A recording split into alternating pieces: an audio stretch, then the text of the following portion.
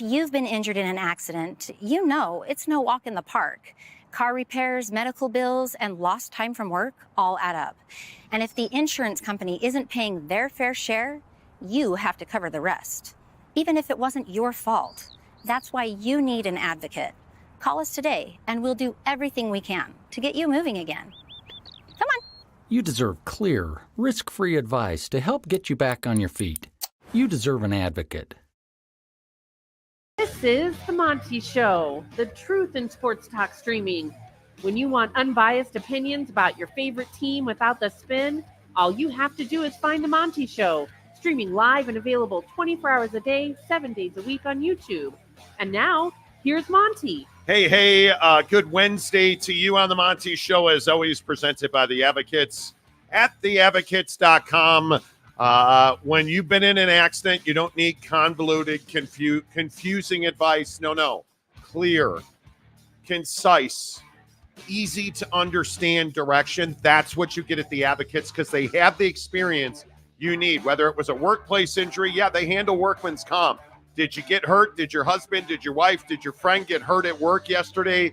Get to theadvocates.com where you can chat with an injury attorney live online for free. And dog bites, motorcycle accidents, slips and falls, you name it. You didn't deserve to get injured, but you do deserve an advocate at theadvocates.com. Boy, what a day one of Big 12 football media days yesterday. I don't even know what the biggest story would have been without Mike Gundy flapping his alcoholism gums. An amazing situation yesterday. I don't know what you were thinking, Mike. I don't understand it. We wondered aloud on this show after the Ollie Gordon DUI news broke if he would miss game time. And Oak State James jokingly said he'd be made to run stairs, but he would not miss game time. Kudos to you, sir, because apparently DUI is built into the culture. Drinking and driving, drunk driving is built into the culture at Oklahoma State, because it is shocking to me that Mike Gundy, in his defense of Ollie Gordon, got up in front of the assembled media at Big 12 Football Media Day and said this. So I looked it up on my phone. What would be the legal limit? Like in Oklahoma is 0.08 and Ollie was 0.1. So I looked it up and it was based on body weight. Not to get into the legal side of it, but I thought really 2 or 3 beers or 4. I'm not justifying what Ollie did. I'm telling you what decision I made. Well, I thought I've probably done that 1,000 times in my life. And I, it's just fine. So I got lucky. People get lucky. Ollie made a decision that he wished he could have done better. But when I talked to Ollie, I told him, I said, you're lucky you got out light because you make a lot of money to play football. Wow. And then, not only that, but then he doubled down in stupidity and said, we're in a time where you guys are essentially employees. You guys make lots of money to play this game. It's different than it was 5 years ago. And your punishment's going to be facing the facts. That's why we brought him here today. I said, you're not going into hiding. You're going to face the music. You're going to have to stand up and talk to people and answer questions. And hopefully, more than football, you can learn from the situation you've been in. Because if not, then we have a real issue.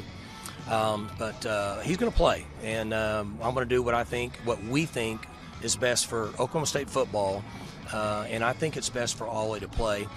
If there's any punishment, it's make him carry the ball 50 times in the first game. My God, dude. And if that wasn't enough, then he goes on KOTV6 Tulsa and says, people say, what is his punishment going to be? Ollie's going to play. My job is to evaluate our team and each player in situations like this. He needs to handle it like he would if he was in the NFL. He needs to be a big boy. He needs to step up. We've had multiple conversations. He's going to have to show that he understands how serious that situation is over the next month. And we'll move forward from there. But I really believe that he understands that this could have been a really serious situation, and he got off lucky. I don't know. I don't even know what to say about this. We've talked about it repeatedly. I think if you've watched this show at any amount of time, you know that I don't believe that Mike Gundy is the deity, the football god, the untouchable that everybody says he is. This is humiliating if you're an Oak State fan. If you are Oklahoma State University, your coach says he's driven drunk 1,000 times, and he is going to punish his star running back who got a DUI with tequila and vodka bottles in the car, allegedly, by making him play in games. That's going to be the punishment. He's going to have to play in games as a punishment for getting a DUI from the coach who says he's driven drunk thousands of times. Thousands of times. And yet Oak State fan will get in our comment section and tell you that I'm unfair and I'm too hard on Mike Gundy. I don't even know. We were watching this go down yesterday. I have never been shocked at something that happens at a media day. This right here was shocking to me, Jake, and I don't know how Oklahoma State University does not take action here. Well, and I think the other thing too that we need to look at is Mike Gundy, makes these comments, right? Makes the, hey, I must have done this 1,000 times in my life comment, right? And everyone, kind of reacted to that sort of the same way we're reacting to it. And then Mike Gundy, at some point, I don't know exactly when he thought it would be a good idea to tweet it, but at some point you tweeted, hey, like my comments weren't meant to represent something specific, which tells me that someone got to you and said, hey, dude, you just said that you must have been drunk driving 1,000 times in your life. And that's probably not a good look for our university. So you might want to go ahead and hop on everyone's favorite social media platform, X, and walk that back. And he knows it's wrong. He knows he made a mistake. He knows that there's an issue here. And I don't genuinely believe that he thinks it's a problem to punish Ollie Gordon by giving him 50 carries in the first game, or by making him, as Oak State James said, run stairs, or, I just don't think Mike, lives in the modern world where it's unacceptable for any athlete, let alone the face of your team, in my opinion, all due respect to Alan Bowman, the face of your team and Ollie Gordon, to get off essentially scot-free. And what I thought was hilarious yesterday, going off of what Mike Gundy said, we didn't really see all that much out of Ollie Gordon. Like, if you go looking for Ollie Gordon on the internet yesterday, all you're going to get is more from that local KUTV or KOTV 6 spot that Gundy participated in. That same guy, Justin Woodward, did several interviews of players. And Bowman's out here talking about how they're going to work through it. And Ollie's like, I'm going to show up and not let my guys stand out high and dry. So we have this weird complex in the Oklahoma State football program where all of a sudden it's some responsibility you have to be in the spotlight, to answer the questions, instead of being completely removed from what is a privilege to be a player and personnel at Big 12 football media days, and to just be a college football player in a power program. And that's what my issue is that Mike Gundy is somehow like sending this message that it's okay to do this, I feel like, and that's wrong. If I'm Brett Yormark, if I'm the Big 12, I'm pissed. This is by far a bigger story. And if you look at the national picture, yes, ESPN talked about Brett Yormark's speech, without doubt. This got far more airtime. This Mike Gundy quote got far more airtime than Brett Yormark did. And it's shocking that he said it. And I would fully expect that the Big 12, and if you are Brett Yormark, Is it enough to just have a private conversation with Mike Gundy? I know he's a god and a deity and he's never done anything wrong, but is it enough just to have a conversation with Mike Gundy? Is it enough to say, hey, you know, man, that wasn't cool. I know you said that you're going to punish Ollie Gordon for DUI by making him play. And then it's not fair. They also said it wasn't fair to the rest of the team to take Ollie Gordon off the field. But was it fair to the community in Oklahoma when he was on the roadways driving drunk with alcohol bottles in his car, allegedly? Come on now. Come on now. You got to be better than that. And you just can't have Mike Gundy say this. So I looked it up on my phone. What would be the legal limit? Like in Oklahoma is 0.08 and Ollie was 0.1. So I looked it up and it was based on body weight. Not to get into the legal side of it, but I thought really 2 or 3 beers or 4. I'm not justifying what Ollie did. I'm telling you what decision I made. Well, I thought I've probably done that 1,000 times in my life. And I, it's just fine. So I got lucky. People get lucky. Ollie made a decision that he wished he could have done better. But when I talked to Ollie, I told him, I said, you're lucky you got out light because you make a lot of money to play football. First of all, you didn't get out. You didn't get out light. You gave him the out light. He should be suspended. He should miss meaningful snaps, not 50 scrimmage snaps in week 1. He should miss the Arkansas game at a minimum. I go even further back to say this is another example of, as a country, we don't take DUI seriously enough. We don't. We just had a football coach who is supposed to be a legend and a god say that he's driven drunk thousands of times. And he just turned what the police say was tequila and vodka bottles into a couple of beers. I'm telling you now, this is a bad dude. This is not a good human being, Mike Gundy. This is not somebody that we should put up as an example of greatness. This is a guy who only cares about football. And he's not even that great at winning football games. Congratulations on your regular season championships. Mike Gundy is not the legend you make him out to be. Mike Gundy is not this great maker of men and leader that you make him out to be. And I've been telling you this for over a year on this show. His embarrassing performance a year ago, where he yelled at people and tried to humiliate people in Dallas at Big 12 Media Day. Now, this year, he tops that performance by admitting he's driven drunk 1,000 times. Thousands of times.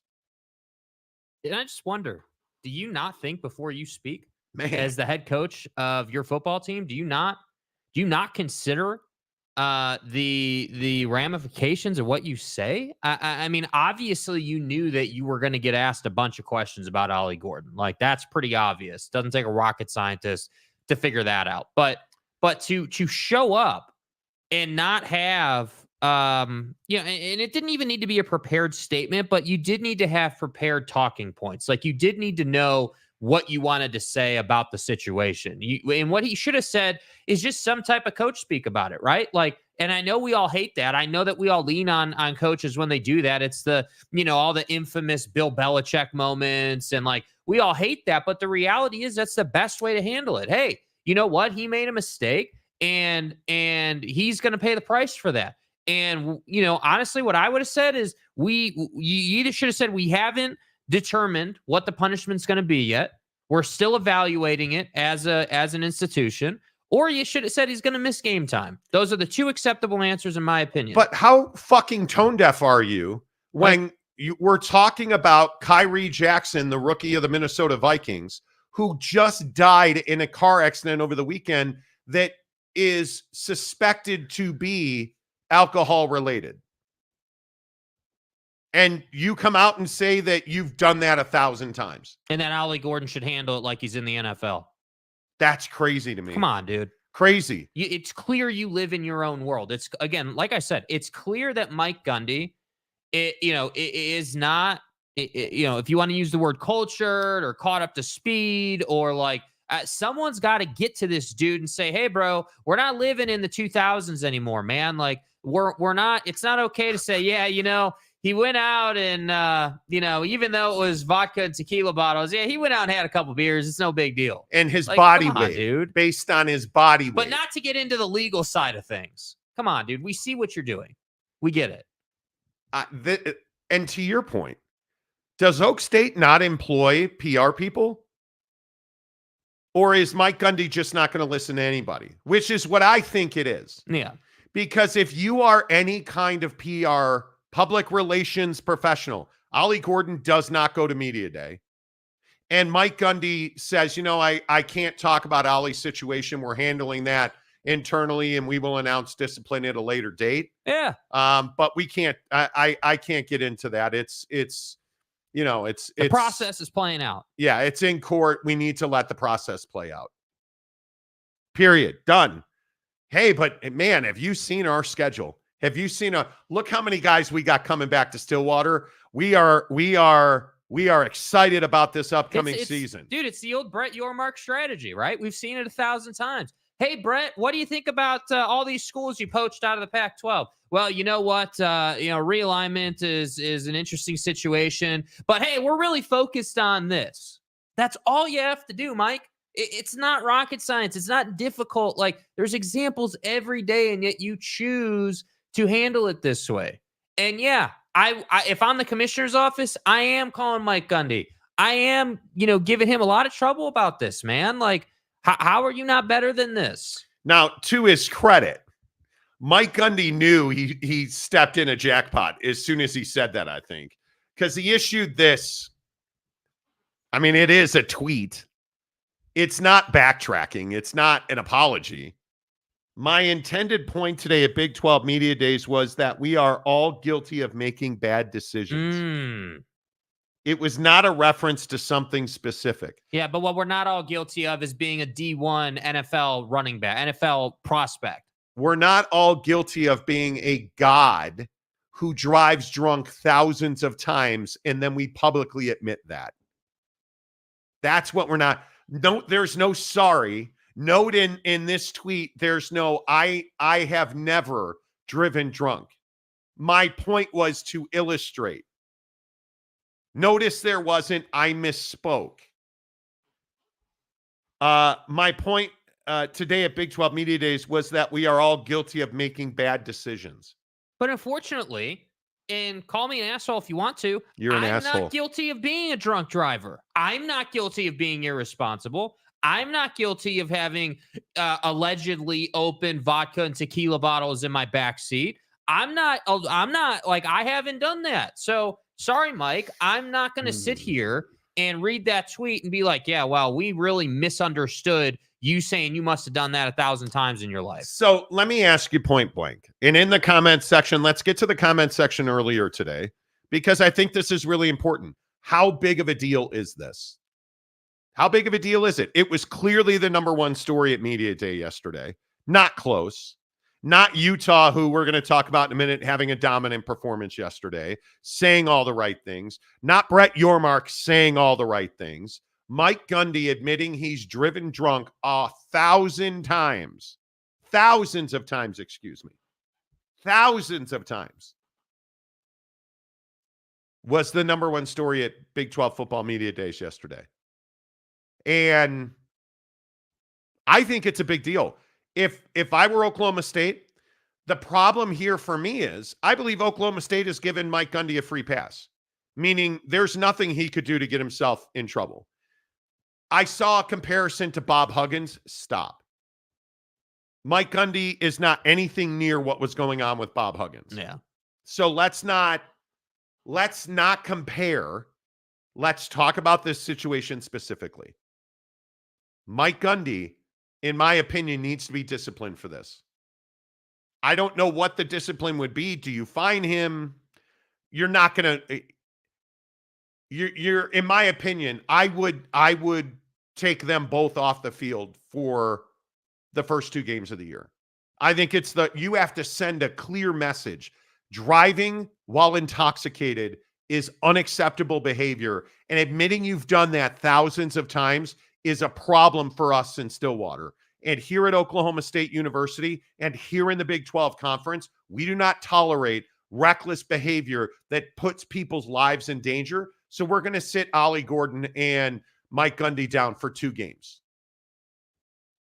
That's what should happen, in my opinion. Agreed completely.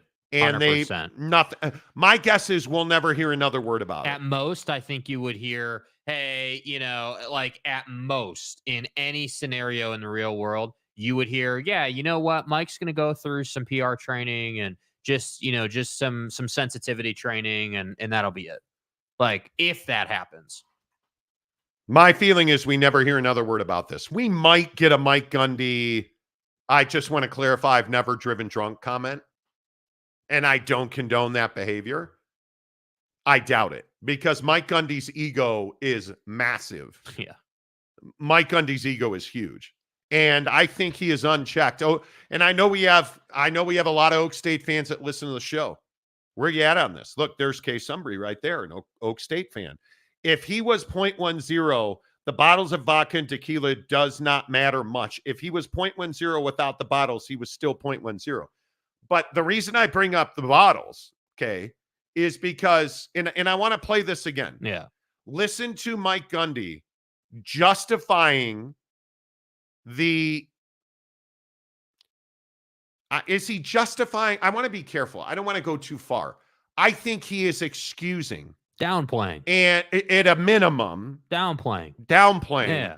Ollie Gordon's DUI arrest. So I looked it up on my phone. What would be the legal limit? Like in Oklahoma is 0.08 and Ollie was 0.1. So I looked it up and it was based on body weight. Not to get into the legal side of it, but I thought really 2 or 3 beers or 4. I'm not justifying what Ollie did. I'm telling you what decision I made. Well, I thought I've probably done that 1,000 times in my life. And I, it's just fine. So I got lucky. People get lucky. Ollie made a decision that he wished he could have done better. But when I talked to Ollie, I told him, I said, you're lucky you got out light because you make a lot of money to play football. Dude. I mean, he's justifying it. And I would also, again, point out, what is Mike Gundy saying there? Well, he only had 4 beers. Minimum or maximum rather. Oh, it's a 0.1. That's 2, 3, 4 beers. The guy is 20 years old. Does that not resonate with anybody? Ollie Gordon is not old enough to drink. Did Mike Gundy talk about that? No. Did Mike Gundy condone alcohol consumption by a minor? No. Did Mike Gundy condone DUIs? No. In fact, just the opposite. He said, well, if you've had 2, 3, 4 beers, that's not 2, 3, 4 beers. And I want to put this in context. Like a simple Google search will yield you a chart from the National Highway Traffic Safety Administration. I looked at the same chart last night. Not my opinion, right? Not anyone's opinion. Not like, hey, you guys hate Oklahoma State. This chart very clearly shows you, hey, 3 drinks, generally speaking, will take you to 0.1, right? 2 drinks will take you to 0.08. And there's a difference between legally intoxicated and impaired by this graph. So any way you slice it, whether you're Mike Gundy, Ollie Gordon, a Mike Gundy defender is an Oak State fan. If you guys are defending him, we'll see in a minute. But anybody trying to tell you that this cat wasn't drunk is out of your mind. And anybody downplaying what this dude did is severely, I would say, underselling the choice he made here. Because this is how I approach drunk driving. You were wherever you were. We'll use a bar as an example. Right. I don't know where Ollie was, but let's just say you're at the bar. You had your first beer. You're out drinking socially no matter where you are. Right. You had your first beer. You know that you probably got 2 hours to drive. I've been in this very situation myself. What's the protocol? Hey, you're going to have a drink with dinner. But, hey, I better not have another one, because if I have another one, look at the chart. If I have another one, I'm going to have some problems here, right? So Ollie Gordon, by the way, is a male who is 200 pounds. Yeah. Okay. So I think his official listed weight is 216 pounds. So go with the even go with the 220 if you want to, right? A male at one drink at 220 is 03. A male at 3 drinks is legally drunk in Oklahoma. 0.09. And that's 0.09, bro. So by this chart, he's had 4. That's exactly right. And I would also point out, if you go with the 200-pound number, at 3 drinks, he's over the legal limit. At 3 drinks, he is over the legal limit in Oklahoma at the 200-pound number. So don't tell me that this dude had a couple of beers out back and, he got, it's just an unfortunate situation and he got off lucky. No, it's what you said. You're letting him off lucky. You're not disciplining him. You are sending the message it's okay. The people who were driving around him got off lucky, not Ollie Gordon. Ollie Gordon did not get off lucky. Kay Sumbry also says Monty is tripping on discipline for Gundy. I don't think we are. So you don't think there should be any discipline for saying you've driven drunk thousands of times? You're the head coach at supposedly a behemoth university football program. Is this not Friday Night Lights? Is this not the program? Yeah, is this not the classic situation? Where where there are movies about reckless dudes who only care about winning games? Take the shot, Jimmy! You're taking the injection, you little bitch! Like, is that not what this is? This is a head football coach at Oklahoma State saying he's driven drunk thousands of times. And I don't think it's just the words he spoke either, although those matter. It's the way he said it. He's so nonchalant with, oh, well, I thought to myself, I must have done that 1,000 times. Well, Mike, the only problem with that is, A, that sends a horrible message that you would even say that. But B, it tells me that you're just not, you as a dude do not take intoxicated driving seriously. No, he doesn't. And James, yes. Oh my God. I forgot about Eddie Sutton. Oh my God. Eddie Sutton, the basketball legend, had to retire because he got a DUI and got into a crash. Then again in 97, they had shirts that said Stillwater is a drinking town with a football problem. And I'm fine with that. Notice what do we not have in that cool little slogan right there, bro? Stillwater is a drinking town with a football problem where we drive drunk and almost kill people. Thousands of times. Notice that part's not in the statement. So it's not a problem that he was drinking, bro. It was a problem that he got in the vehicle. Well, and he's 20 years old and Mike Gundy just glossed it. Good Lord. No discipline. You're justifying your 20-year-old star running back driving drunk, allegedly. Because it hasn't been adjudicated yet. So I say allegedly. I'd remind you, this was early morning hours. There were, according to police, multiple bottles of open alcohol, and I'm not saying the tops or the caps were off, but they were opened. They were partially consumed tequila and vodka bottles. Mm-hmm. In your 20-year-old running back's car when he was pulled over for DUI. Which nobody seemingly is talking about either, by the way. Mapes, we're not supposed to kick a kid when he's down. Terrible message. He's setting Gordon up for future failure. And kick a person when he's down. Maurice Claret, Lawrence Phillips, etc. Well, Lawrence Phillips there were some bigger issues at play right there. But yeah, Mike Gundy is living on this. If anybody hasn't read this article, I don't read it. This was brought to me by a mother of children. I think this is worth reading. Let me tell you why I want to talk about this article. 3/4 of this is inaccurate. It's fiction. And this article embarrasses me, but you didn't have that. But someday you will. And when your child comes home, you'll understand.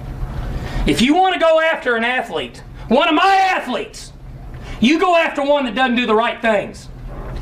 You don't downgrade him because he does everything right and may not play as well on Saturday, and you let us make that decision. That That's why I don't read the newspaper. Because it's garbage. And the editor that let it come out is garbage. Attacking an amateur athlete for doing everything right. And then you want to write articles about guys that don't do things right and downgrade them, the ones that do make plays. Are you kidding me? Where are we at in society today? Come after me. I'm a man. I'm 40. I'm not a kid. Write something about me or our coaches. Don't write about a kid that does everything right, that's heart's broken, and then say that the coaches said he was scared. That ain't true. And then to say that we made that decision because Donovan Woods, because he threatened to transfer, that's not true. So get your facts straight. And I hope someday you have a child and somebody downgrades them and belittles them, and you have to look them in the eye and say, you know what? It's okay. They're supposed to be mature adults, but they're really not. Who's the kid here? Who's the kid here? Are you kidding me? And that's all I got to say. Makes me want to puke.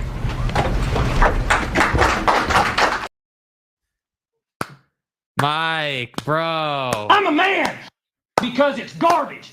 So get your facts straight. Where are we at in society today? And don't you write articles about our 20-year-old star running back getting a DUI. Makes me want to puke. You write the articles about the times and the thousands of times I've driven drunk. I'm a man. And gotten lucky in my life. You come after me. I'm a man. I'm 40. He's only 20. He's not even old enough to drink. So get your facts straight. That editor who said he's garbage. Because it's garbage. Hey, I Mike. hope you have a kid that drinks and drives at 20 years old and then look him in the eye and you tell him, there's no punishment, sir. You're going to play. Then let's see how you feel about it. Note the low-key reference to amateur athletes. Attacking an amateur athlete. They're not amateurs, Mike. They're employees. Well, Mike, I thought that Ollie is supposed to handle this like he's in the NFL. Bro. Come on, man. Come on. Dakota Tubbs. Guys. This is also the same school that leaves dead cattle on people's lawns. Let's be real. They probably don't care. Kick a person when he's down. They probably don't care. They don't care. You know, they don't. Jeremiah Champion. Anyone that defends him is defending drunk driving. Like, that's it. Yeah. James, I wasn't joking. They have put stair machines on sidelines and made them do 10 to 15,000 steps to equal the number of times Mike Gundy. Anyway, before they could practice. Ollie should do 25K. Yeah, because we shouldn't take him off the field. I mean, that's unfair to the rest of the team, according Listen to me. Let's be really clear on this, okay? Making dude physically exert himself is not a punishment. So the concept of, hey, give him 50 carries the first game. Let him take a beating. We'll show him what a real car accident looks like. That's not a punishment. No. Right? The punishment should be you're going to miss 2 games, and to your point, the Arkansas game. And then we're going to go and Coach Carter your ass and make you run and make you physically exert yourself to think twice about what you did. So I just don't understand why. Like I still every day on this show, I swear to God, we've been doing the show like 10 years now or whatever it's been. Every day I feel like there's one example where I'm like, how did you mess up such an easy thing? How did you mess this up, Mike? How did you show up to media day in your bright ass orange polo shirt with your perfectly coiffed mullet and say this? I don't know. How do you not, like, is there zero sense of responsibility to your conference? That's what's incredible to me. Ollie, dude, you're a kid. You messed up. You can only, play it as it lies at this point, essentially. Like, you're going to take the punishment you're given, and for all his purposes, he's going to move on and do what he needs to do. I can't blame him for the punishment that he's not being given, right? Like, it's not anymore an Ollie issue. This is a Mike Gundy problem. Dakota Tubbs, the resident Vladimir Putin supporter. I hope Ollie, come on. It's not too early for Putin jokes. I hope Ollie's new TD celebration is him drinking a beer, teammates help him do a keg stand in the end zone would be hilarious. I'm just here for jokes. Right. Because TD celebrations don't hurt anyone. You know, that's fine. Yeah. Hey, John Dry, how are you? Hey, y'all. That would be an epic. Okay. I can see Gundy getting in trouble if he coached at BYU. I don't know, John. I don't know who Gundy is, but Mike Gundy would not last one single day at BYU. But I'd also remind you, Jamal Williams, late of the Detroit Lions, New Orleans Saints, missed a year after getting a ticket for possession of alcohol by consumption. Possession by consumption. Remember that? He missed a year. Now, I'm not saying let's get all crazy and you know, knock out all caffeinated beverages and Stillwater. I'm not saying that. But you have to take Ollie Gordon and I think Mike Gundy off the field for 2 games.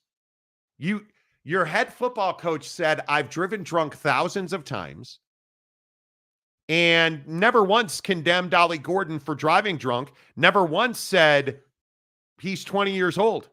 Maybe he's 20 years old and he's already got a DUI. Maybe we should get him some help. I know it's crazy to put the human being before the football game. But instead, we're going to question the legal system and say that, oh, well, it's a body weight thing, but not to get into the legal side of things. Come on, dude. I'm just ultimately, I'm going to pull out the old dad line. I'm not mad at you. I'm disappointed. That's what it is with Gundy, dude. I'm not mad. I'm not angry. I'm disappointed in you for just having just complete ignorance, dude. Like I'm disappointed in you, Ollie, for putting the lives of your fellow Oklahomans in jeopardy because you were driving drunk and you're not even old enough. You broke the law, man. So we're going to have to take you off the field for a couple of weeks. And we're going to need to make sure that we, you know, what do they call them? Intervention courses or programs. We're going to have to get you involved in some alcohol intervention programs because we're worried about your long-term viability as a man, not as a football player. Because remember, you're a man, you're 40, Mike. Yeah. As a man, we're worried about your health in the long run. I'm concerned that as a 20-year-old, not old enough to drink, you have a DUI. We need to do something. I'm worried about you as a human, Ollie. Oh, gotcha. Mike's not going to talk about that. No, because Ollie makes too much money. Remember Mike Gundy saying he makes too much money. And he's got to handle it like he's an NFL player. Fuck out of here. Only he's not an NFL player. Jeremiah Champion, there are people on Twitter condoning it. Go look at my Twitter feed. Yeah.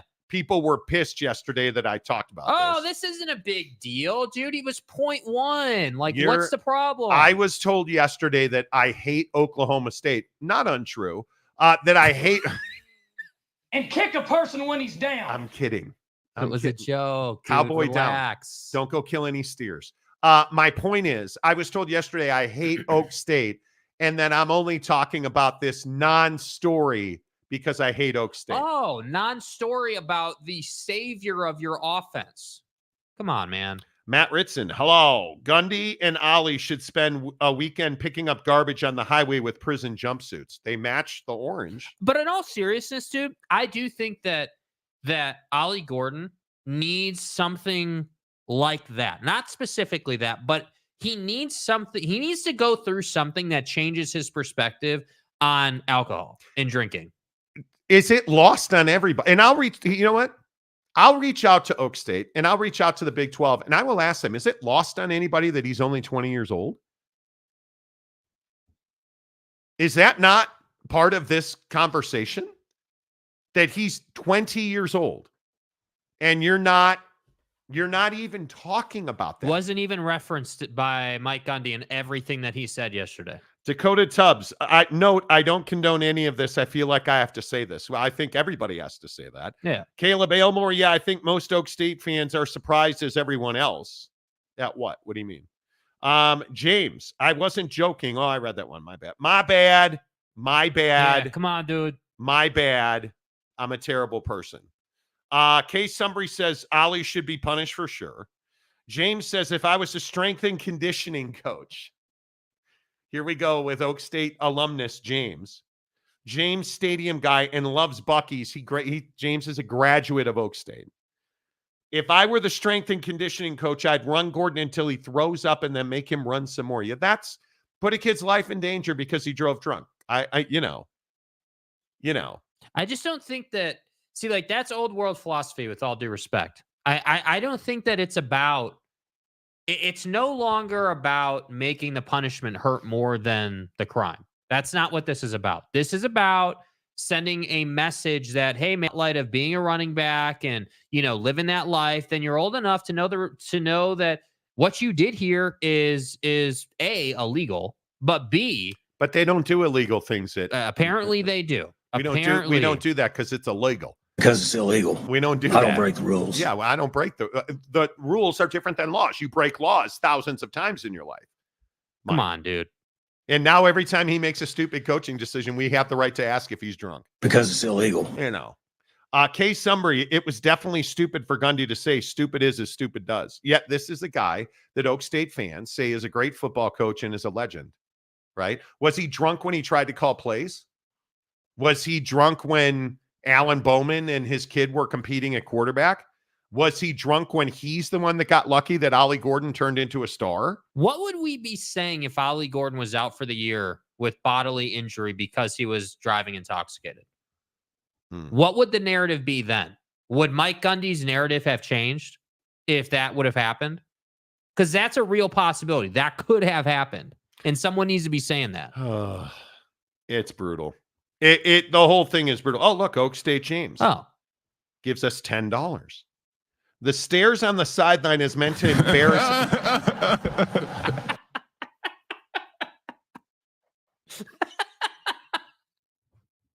Well, Marty, I've got some really elite drone footage of the stairs on the southwestern side, north of the portal, of the stairs, and they're really quite beautiful. The stairs on the sideline is meant to embarrass him and humble him. He can't practice until it's done, all 25,000 steps. I'm not opposed to Gordon missing games. Make it clear to him that DWI is wrong. Running is not a punishment. Yeah, dude, this isn't Coach Carter, bro. This is not running is not a punishment.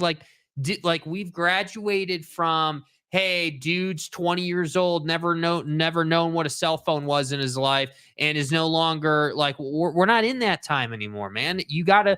Like, I'm telling you, I love the concept of, hey, we're going to have him show up and talk about it. That on its own, I'm cool with. Make him face the music. But we got to have discipline too, bro. He should be saying in the local news and all the interviews, he should be saying, yeah, I'm here today because, you know what? I don't want my teammates to deal with this. I want to deal with it myself because it is my mistake. And because I made this mistake, I will be missing 2 games. And I agree with that punishment. It's proper. It sends a clear message, and I want to send a clear message. But here we are. And now I have to go because I have to run 25,000 stairs. Okay, we'll see you guys later.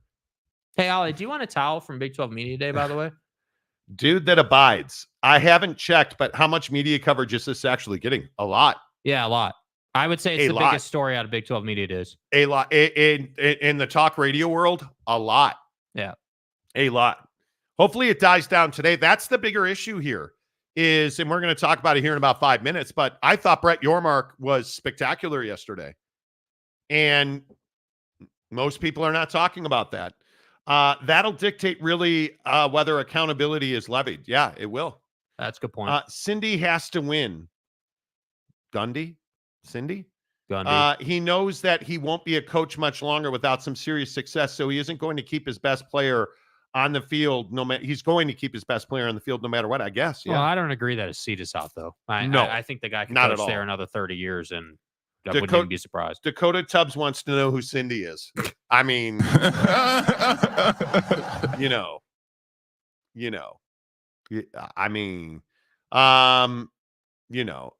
runnishment. Exactly right. Right. Case Sumbry. Whoa, what now? So he did his time and he will have community service. Okay. What time did he do, though? Like, what do you mean? Yeah. Case summary, 20-year-old college kids drink, Monty. It's not legal, but it's reality. But 20-year-old college kids, yes, they drink. Do they all get a free pass when they get DUIs? Do they all go out and get DUIs? Do they all... And this is a thing that people don't want to embrace. Yeah. He has to be held to a higher standard. He's a multimillionaire in my estimation. And he's given the privilege of being a college football player.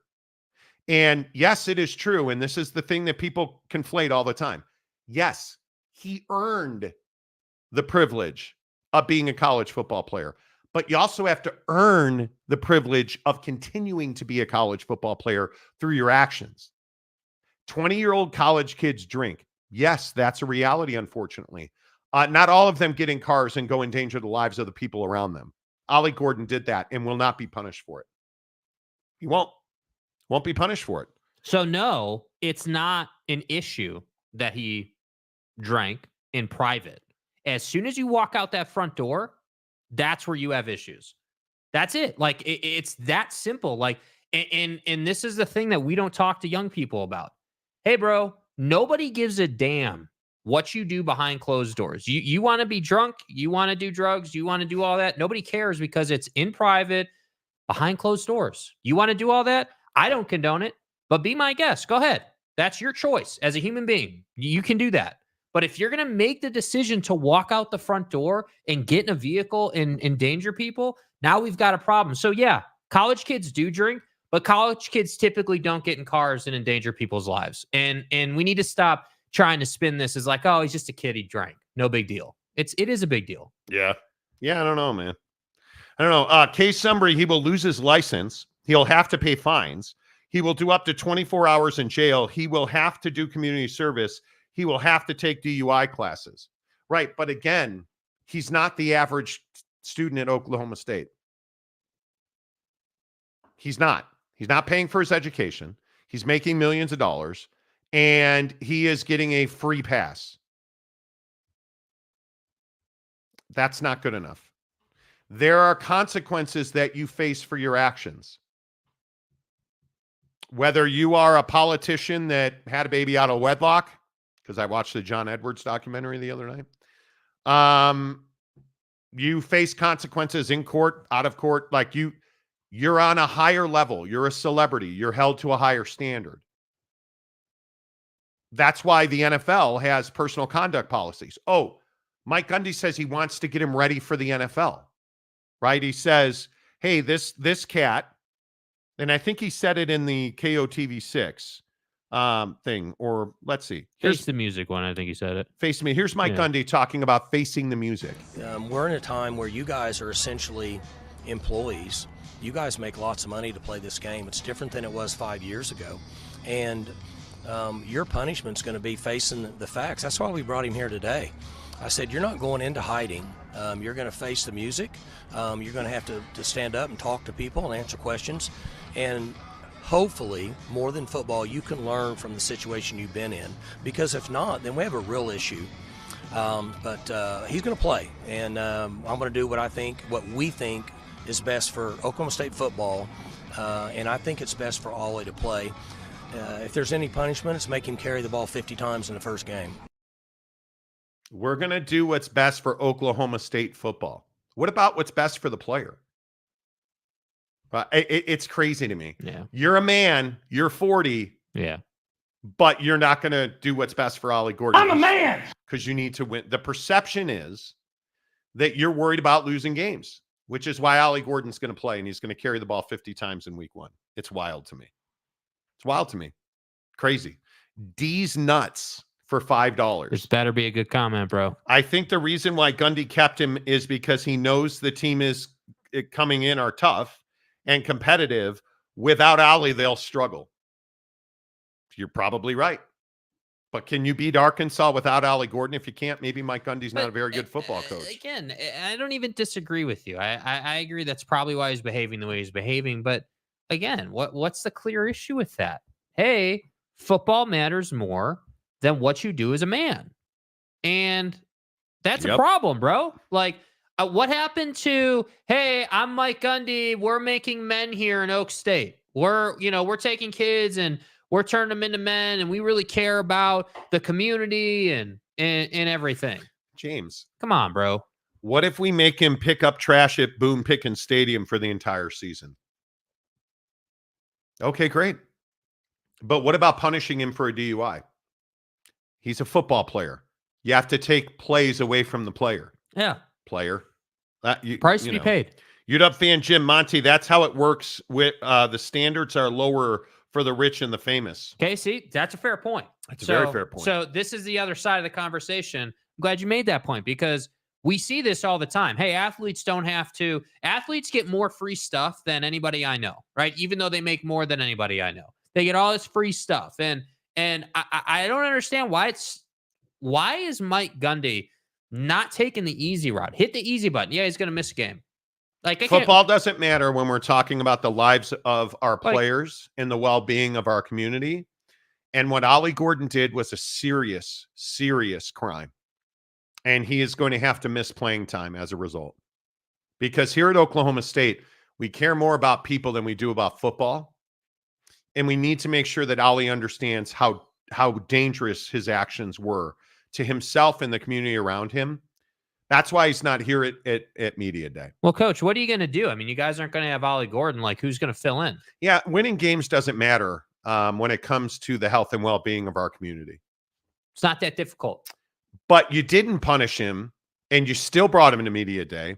So at that point, once you've made the decision not to punish him, you shouldn't bring him to Media Day, and you should say, I can't talk about it. That case is in court. I'm not going to have any further comment on it. But, we have a next man up mentality. And, I'm really excited about I don't even know who would step in for Ollie, but, I'm really excited Not even that. I would just say, hey, we're here at Big 12 Football Media Days. Let's talk football because that's what this event's all about. Yeah. We're really excited about this season coming up. We feel like we're in a position to win the conference and go on to the college football playoff because, that's the bar every year. Oh, he'd be lying again. We feel like we're going to win 8 or 9 games and go to a insignificant bowl. Just like every other year here at Oak State. So get your facts straight. We feel like the low bar for success is very attainable for us this season. All right, I'll take your questions now. Hey, Coach, Oak State James, I love Bucky's alumni from 2004.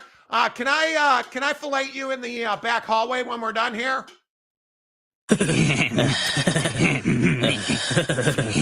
Sorry, my bad. Roger Dodger. Good morning, Roger.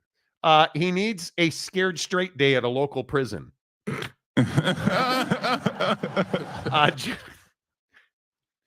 Hey, Ollie. You think you know what the A gap is, huh? Let me show you something. I'll show you how to hit the hole. You want to go deep? So do I. Glad you're here. Scared straight, never again. Jeremiah Champion, I've always used a designated driver when I was out partying in college. It's not difficult. Thank you. Yeah. Ron Loney, still water says it all. Well, could be. Oak State James, who loves Bucky's. Ollie needs to join the Sandy King crew and help clean up the stadium after home games. Bro, he'll get sick of seeing empty beer bottles. Okay. Kay Sumbry, he will be punished by the court of law. Now, by the NCAA and Gundy is a different story, I will admit. You guys are right. Drunk driving is not cool, and I can't defend that. And again, I just, while we're doing the show, I'm just left with this feeling of, dude, how did Mike mess this up, bro? Is Mike Gundy not better than this as a head coach? No, he's not. But I agree. But as an Oklahoma State fan, don't you expect more? Don't you say yeah, you know what, Mike? Probably not cool to say. Yeah, you've probably done this 1,000 times in your life. Does Mike Gundy have everything he needs to succeed as a football coach? Yes. And more. Is he well paid? Yes. Does he have job stability? Yes. Does he have facilities? Yes. Does he have funding? Yes. Does he have resources? Yes. And yet you still choose not to leverage NIL in the portal the way you should. And you ignore your 20-year-old star football player drinking. And then you want to wonder why kids want to go to Oklahoma and not Okie State. Gaffords. Nothing says punishment like a trip to Las Vegas. Truth. Eric and Raleigh, we're going to do what's best for Oklahoma State. Here, let Eric correct that. What's best for Mike Gundy. Exactly. Behringer. Yeah, he looks like he lost a few billion brain cells drinking, apparently. Let's see. Cowpoke Ranch. Here we go. This is what I've been waiting for. All right, here we Y'all go. just hate Oak State. Okay. Gundy was right to defend his player from all the hypocritical media sharks. Okay. How are we being hypocritical, dude? Please explain. Please. So I don't hate Oak State. I hate the constant deep throating of Mike Gundy as some amazing football coach who's won absolutely nothing. Bruh. Congratulations on your regular season championships. You, the same Mike Gundy who said that the Oklahoma game doesn't matter and then bawled his little ass off after he finally beat them. The same Mike Gundy who's lived in the shadow of Oklahoma and not lived, hidden in the shadow of Oklahoma his entire career at Oak State, is now the same guy ignoring the fact that Ollie Gordon not only drinks, not only has a DUI, but is 20 years old and has broken multiple laws. Never mind that. But then openly said, not pushed by the hypocritical media sharks. He openly said, I've done that thousands of times. That's what they do. Mike Gundy yesterday said in an unsolicited response, I've done that thousands of times. So I looked it up on my phone. What would be the legal limit? Like in Oklahoma is 0.08 and Ollie was 0.1. So I looked it up. Notice that he's talking off the top of his head. Based on body weight, not to get into the legal side of it, but I thought really 2 or 3 beers or 4. I'm not justifying what Ollie did. I'm telling you what decision I made. Well, I thought I've probably done that 1,000 times in my life. Bro, what? The media sharks, he was talking off the top of his head. You could see he was self-correcting 2, 3, 4 beers. Now, I'm not getting into the legal side of it. Self-correcting. So the hypocritical media sharks, guy, get out of here. Get out of here. This is a bad look for Oak State. And it's a bad look for you that you're justifying what your disappointing head coach is saying about Ollie Gordon. Hold on, bro. Like, come on. Ron Nolan, Ollie Gordon's punishment, Jose Cuervo endorsement with a new line of tequila. Ollie, drunks are free. Underage drink me. Okay. Not poorly constructed. He would punish him by giving him more carries. The old saying, don't threaten me with a good time. Way to signal it's all Ollie or death for the team. True. Seriously. Gundy is exaggerating about his drinking days to try and look cool. Nobody cares. You know why? Because that's not what he said. And even then, James, when he had the chance and tried to, I don't know, did he try to correct himself with this tweet? Did he say I was exaggerating, from my drinking days? No, he said, I've done that thousands of times. And his walk back or apology was, my intended point today at Big 12 Media Days was that we're all guilty of making bad decisions. Well, why didn't you say that? Why did you come out and freely admit, after your feet were being held to the fire by those hypocritical media pricks? Why did you come out unsolicited and say you've driven drunk thousands of times? And you know what the problem with that is? The hypocritical point? Mike Gundy only does interviews with the national ESPN show and the local guys in Stillwater.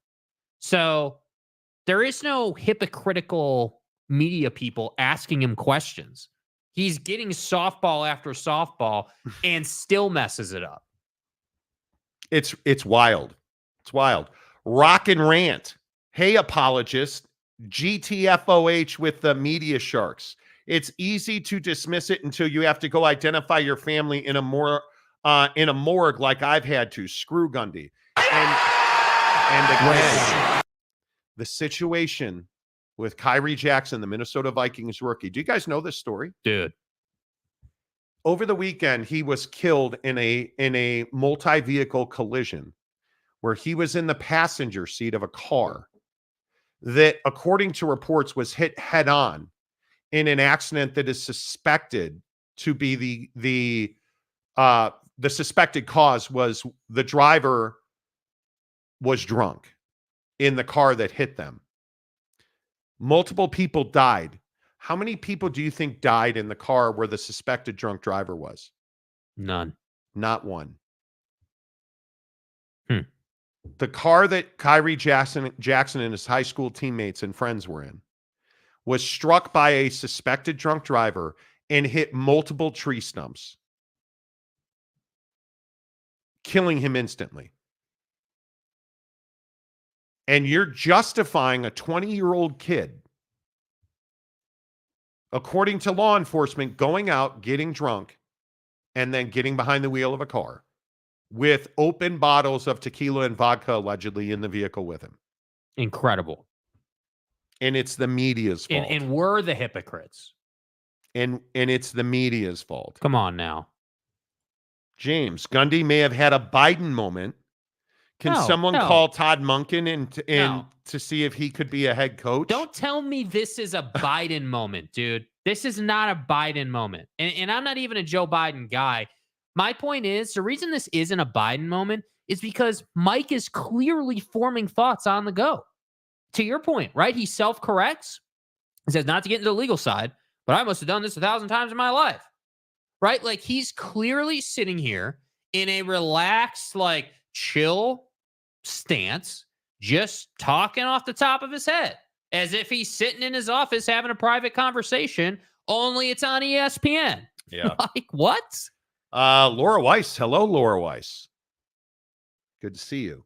Retired from a law enforcement agency in Texas. Ooh, thank you for your service. Story is too long to write here, but a man that size would have had to drink a lot to be deemed legally intoxicated. Which is a really fair point, because when they pulled him over and measured him, he was 0.1, which means he had probably been, and again, speculation, right? We don't know. But if you're 0.1 when you get pulled over, how long has it been? Probably 20 minutes since you had one? 30 minutes? I would think. And on this chart, you can see the chart. This is the kind of chart that Mike Gundy referenced he looked at. Ollie Gordon is 216 pounds of twisted steel. Yeah. His body processes alcohol differently than all of ours. Let's give him the 220-pound number. Right. To be 0.1, he would have had 4 drinks. But note the difference in the 200-pound number. It's a full drink less. And I'm with Laura on this. Like, he would have had to drink a lot. Like, if you put the chart back up, notice in the 220 category, he would have, like, at 4 drinks, he'd have been 0.12. Right on that 0.1213 border. And he would be legally intoxicated, and his driving skills would have been impaired. So are you? And he's 20 years old. So, Mike, don't write it off to 4 beers, dude. The guy wasn't having, and again, I love this assertion that beer and hard liquor are the same thing. They're not the same thing. Beer does not get you drunk nearly as fast as tequila or vodka would. And the whole thing just bothers me. And I hate that people are like, oh, well, it's the media and hypocritical. Cowpoke Ranch. Not saying what he did was right, but the way y'all sick the dogs on our players, we don't sick the dogs on your players. When have I talked about your players? I have talked about Mike Gundy. The guy is routinely put up on a pedestal like he is a god. He has not won dick. He has not won enough. He has done nothing. And I'll continue to tell you this. This conference needs Oklahoma State to be elite. He's not the guy. because he's never been the guy. And the best indicator of future results is past action. He's never been the guy. He'll never be the guy. And now he just said he has no problem with a 20-year-old player drinking and driving because he's done it thousands of times in his life. Facts. We don't sick the dogs on your players. I'm talking about Mike Gundy today. As I've talked about Mike Gundy for a year on this show.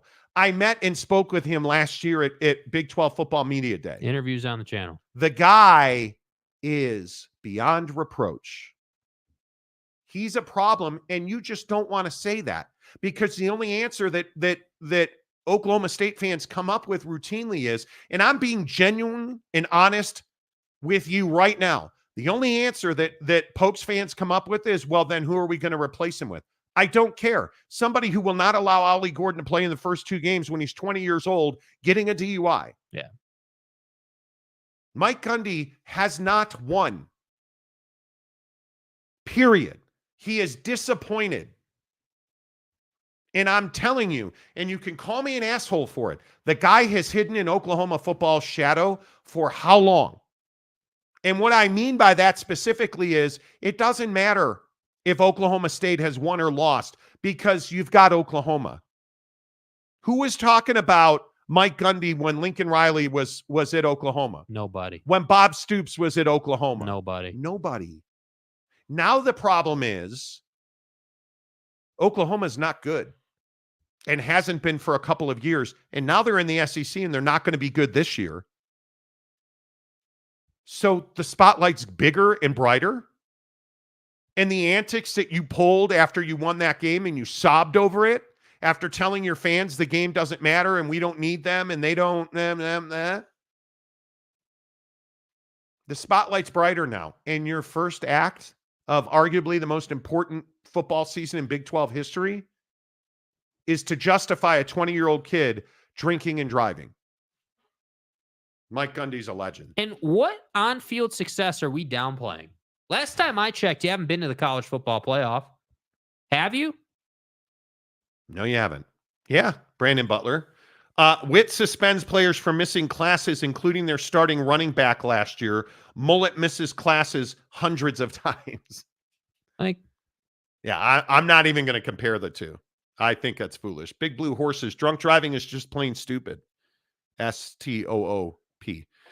It wasn't an accident. He made a choice. He was where he wanted to be, punished accordingly. That includes Gundy. He enabled the choices. And Yeah. Mike Gundy said he's driven drunk thousands of times in his life. Like, I think it's the biggest, like, overreaching point of the whole situation. Well, like, including what Gundy said and just the whole thing. Ollie Gordon made that choice, and it was a bad choice.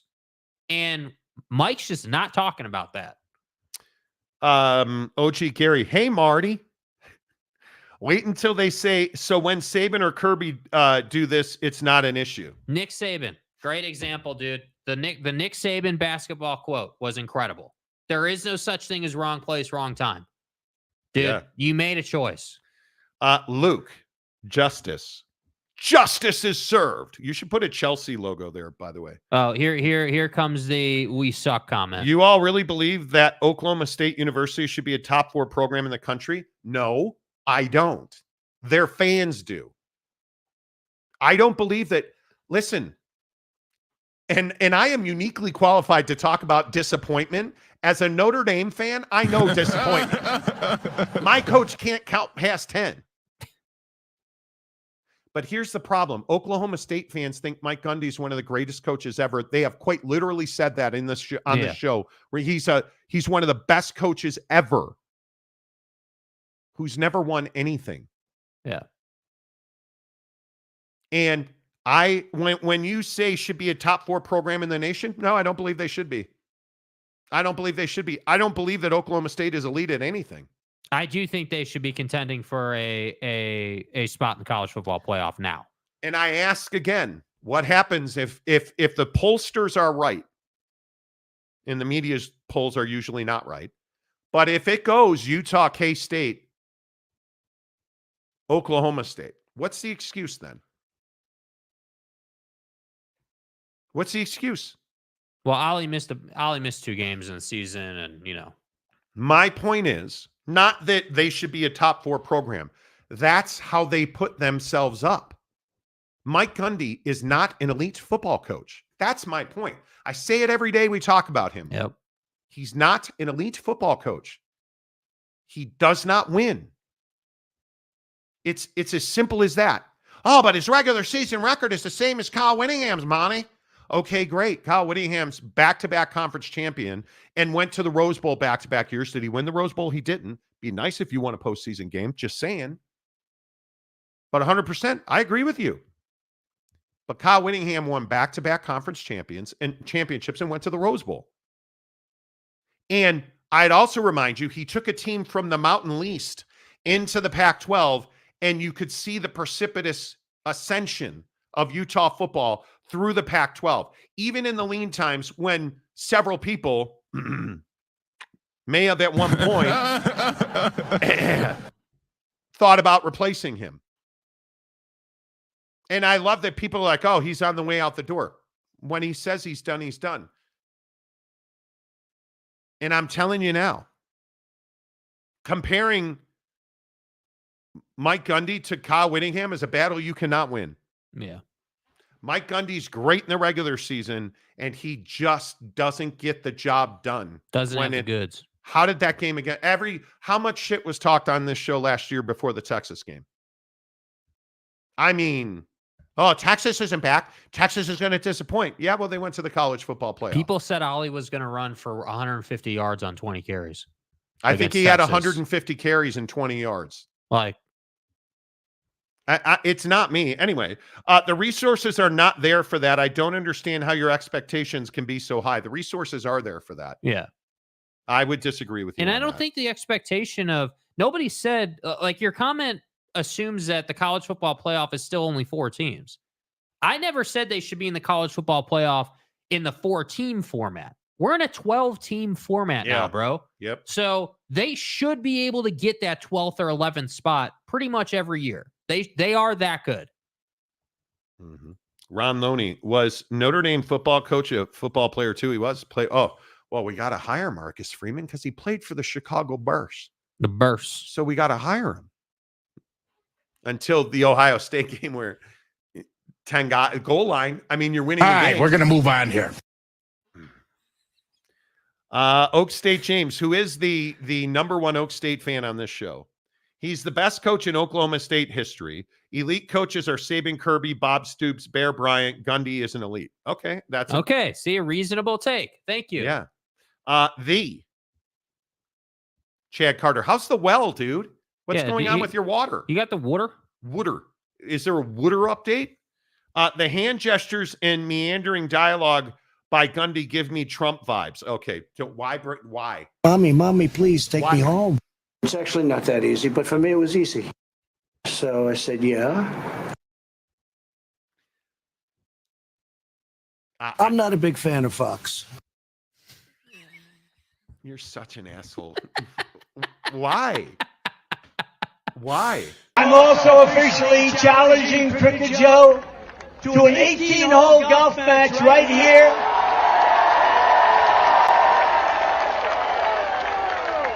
Underows Blue Monster, considered one of the greatest tournament golf courses anywhere in the world, one of the great courses of the world.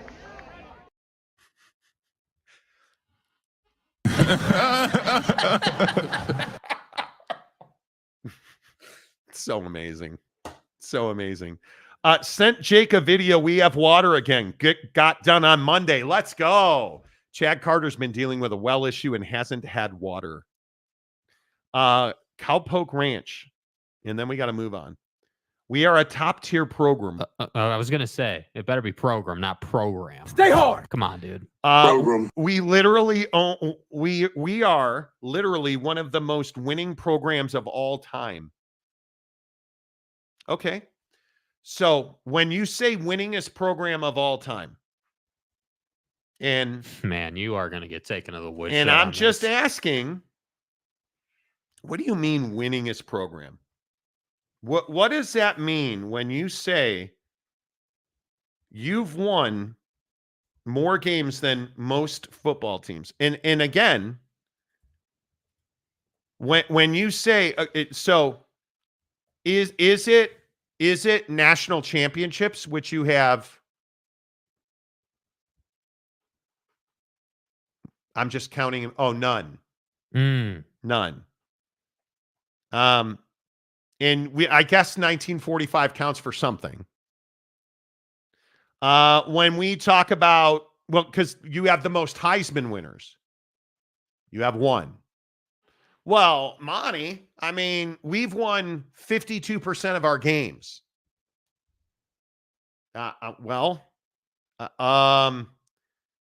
In your vaunted history, how many All-Americans do you have? 20. I want to point something out just to blow this dumb argument. And you've been playing for 123 years. You have 20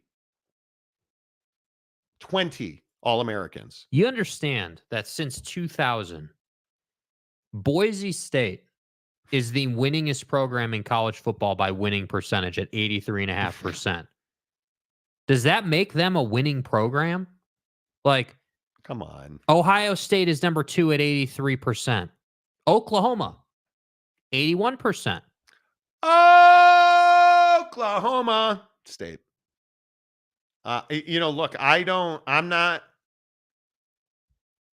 So, what are we doing? Good try. Good try, dude. Good try. Has Mike Gundy won a lot of games? Yes. Is he one of the best football coaches in the country? Not close. No. Is Oklahoma State one of the best programs in the history of college football? No. Have they ever had a dynasty? No. Have they won recently? No. Have they been to the college football playoff? No. So I'm asking, like, if you look at like just looking at, have you had talent? Sure, you've had talent. But you can't tell me that Mike Gundy's done everything that you could hope for. Because it's not the case. And again, what's Jimmy Johnson known for? Because on this show, this routinely comes up. Jimmy Johnson's known for Miami and the Dallas Cowboys. Mm-hmm. Right? If you look at coaches and you look at what's Les Miles known for, not winning at Oklahoma State. No. So I think you've got to get your head out of the sand. You've got to be objective, in my opinion. All right. I would laugh at the Tangerine Twitter machine, but Joe isn't holding up well, so I really can't. No, you can't. No, you weren't. National champions, you weren't, though. You weren't, though. And I think we've had this argument on the show. I don't feel like it. I don't feel. Dude, you can die on your hill. That's fine, bro. What I'm telling you is. Was your 12-1, 8-1 2011 season amazing? Yes. Yes. Was that was amazing. That was okay. That was 13 years ago. That was 13 years ago, my guy. So you got one item in 20 years. Excuse me. Yeah, 20 years under his tenure, basically. And this is 19th season, I believe it is. And I look at after what have you done since 2011? Right? You've won. You went to the conference championship last game. Let's not talk about it. Right? Like it is what it is. Yeah. Mike Gundy's good. He's not great. It is what it is. And yesterday was very regrettable. And again, Case Sembry, he averaged 9 wins. Is that, and this is the question that no Oklahoma State fan wants to answer. Is 9 wins good enough? I think for Oklahoma State, it is. Yeah. At Georgia, at Oregon, at Bama, at any of the top schools in the country. Michigan. Even in all their scandal, if they win 9 games this year, are they happy? Nope. Because that means you're not playing for a championship. It was only okay what he did there because they won the Natty. That's all that justifies what happened in Michigan. So this is my point. What are we talking about? Are we just trying to go to Jimmy's tennis racket stringing bowl? Are we just trying to go to nobody cares or gives a shit about your bowl game, but the party on that bowl trip is going to be amazing? Is that what we're trying to do? 9 wins a year that's awesome. Yeah, hey, you are really strictly average as a football team. 9 wins is damn right. Your argument should be is that he's one of the most consistent head coaches in history, not one of the best. I just don't believe that 9 games sets anybody's bar. No. Yeah, Tanner. For BYU, 9 wins would be an amazing year. Yeah. Okay, so you're BYU. Congratulations, Mike Gundy. You're BYU. It's fun. Mike Smith, Mountain Mama, how are you? Get to a bowl and win versus get to a bowl and choke. Well, yeah. I'd rather go to the Rose Bowl than, Karen's home baked goods bowl in Waxahachie. The moon's over my hammy bowl. No, I'm good. Yeah, he's Jeff Fisher. That's a great comparison, yeah. Giggity. Charles Parker, are you in the playoffs with 9 wins? No, you're not. No. Yes, Spencer. I'm a Notre Dame fan. I fucking know. Yeah. I know. I am aware. It just is what it is. It just is what it is. Man. Hour number 2 of the Monty Show, as always, is brought to you by our good friends at Canyons Golf, the official golf club of the Monty Show. You guys, it's going to be hot. Starting today, it's going to be 100 degrees for 6 straight days in the great state of Utah. Damn. Go get out of the heat. Get up to Park City. Go to Canyons Golf. Play a round of golf. Pay municipal prices for resort-style golf. You know that Canyons Golf is at Park City Mountain Resort, one of the finest resorts in the country. It's mountain golf where the fairways are lush. The tee boxes are elevated with great vistas and views. You have undulating greens. It's a beautiful place to play golf in a world-class resort where there are restaurants to die for, shopping, atmosphere, wild animals. We saw deers on the course last week. Amazing views up at Park City Mountain Resort, Canyons Golf. And the best part is it's affordable. It's resort golf, world-class resort golf at your local golf course pricing. And when you buy a season pass, you get great events. You get great service. You get concierge service. You can even store your golf clubs at the course. They'll have them loaded on your cart for your tee time. It's amazing. Go check it out. Canyons Golf, Park City Mountain Resort. Tell them you heard about it on the Monty Show. A couple other Big 12 Football Media Day items to clean up. Day 2 today. I thought day 1 was after the Oklahoma State stuff. I thought that Brett Yormark delivered a hundo P on his edict that we talked about on the show yesterday. And I thought his won't stop until we're number 1 was exactly what we needed to hear. We're one of the, and I say this often, we're one of the 3 best conferences in America, and we're getting better. Think about where we were just 24 months ago, and think about where we are today. So I will not stop until we're the number 1 conference in America. That's my ambition. I shouldn't have anything but that. And that's what that's the ambition of our conference. It's the ambition of our presidents and ADs. Why would we be doing what we're doing if we don't aspire to be number 1? But we continue to get better, and I like where we're going. A1. Exactly the right answer. And the issue obviously is that as fans, we revise history moment to moment. I think his point about where were we 2 years ago is exactly right. This conference was not in a good place. This conference, in my opinion, was in real trouble. Right up until the now embattled president at USC, Carol Folt, made her now infamous decision to go to the Big Ten, I think the Big 12 was in a position to die. And Brett Yormark comes in, and I think he has not put a step wrong. I think the biggest question is when he talks about being number one, is there a pathway for the Big 12 to be the biggest, baddest mother in the college football world?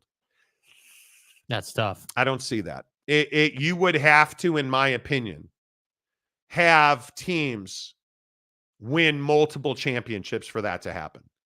And I think you need the Jits. You need the Utes to win a national championship. You need Oak State would be phenomenal.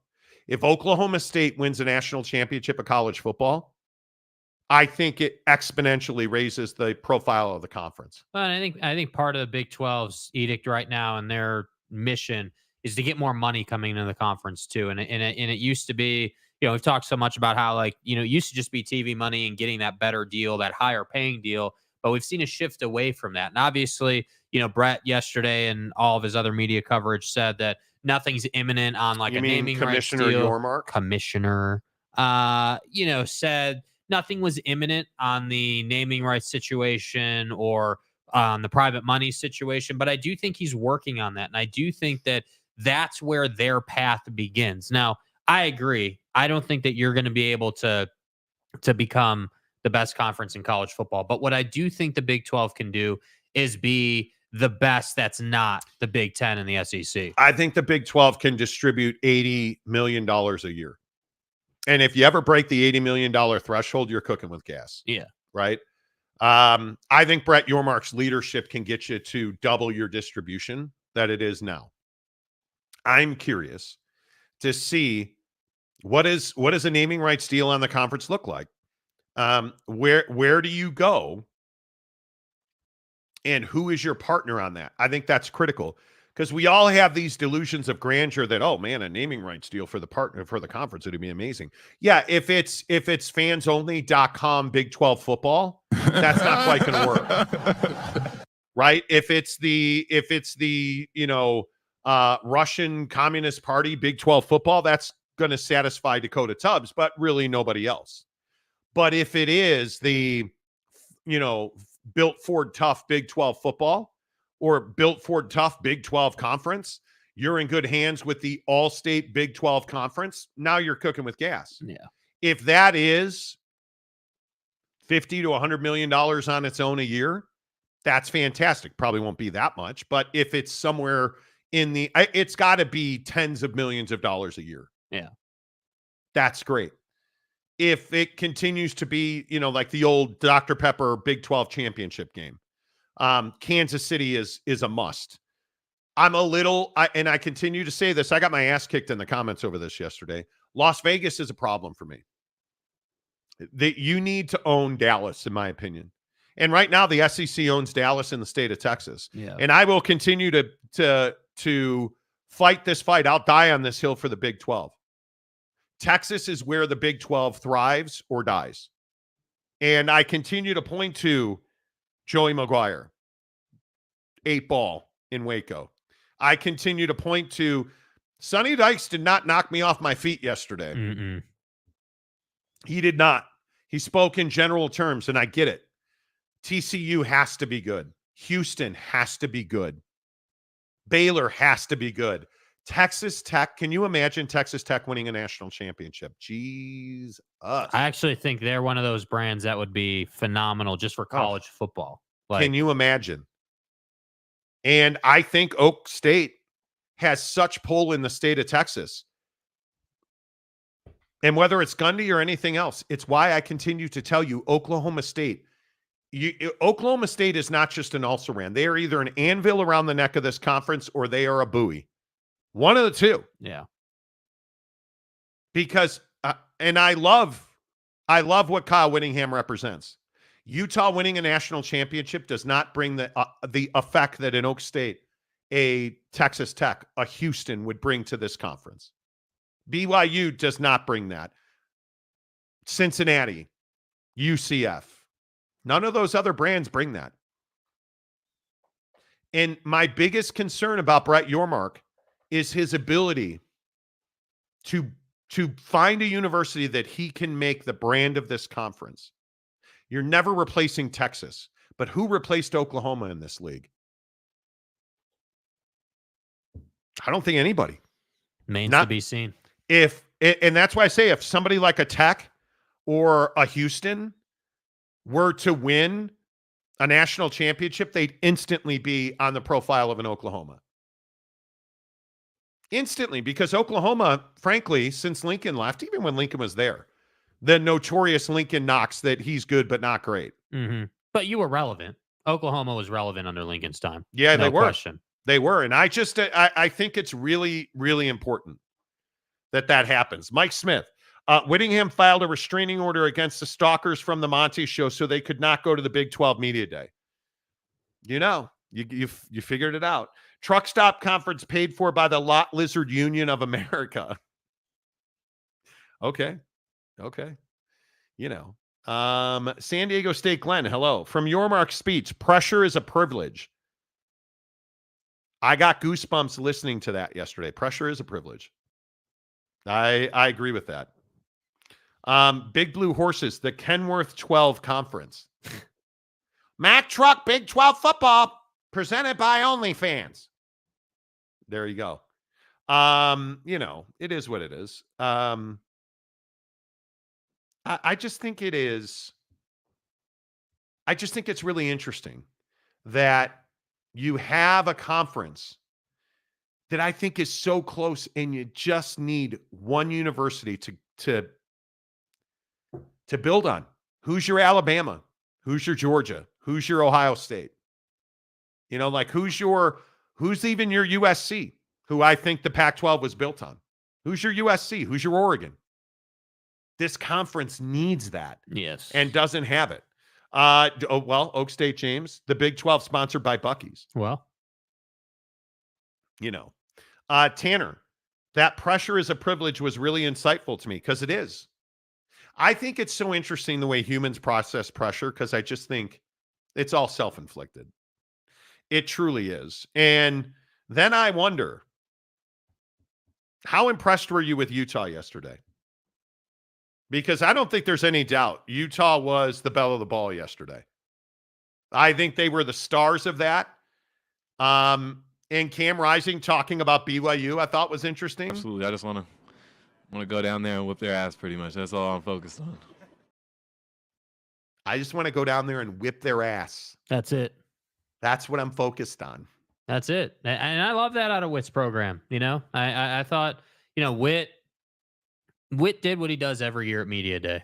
Yeah, whether it's Pac-12 or Big 12. The guy shows up, has some conversations, doesn't make the news, and we're on to the next. And it's smart. It's really smart. And I thought, I love the heat from Cam Rising there. I thought the contrast between Utah and BYU in that sense was pretty stark. Like, somebody should tell him the game's in Salt Lake City.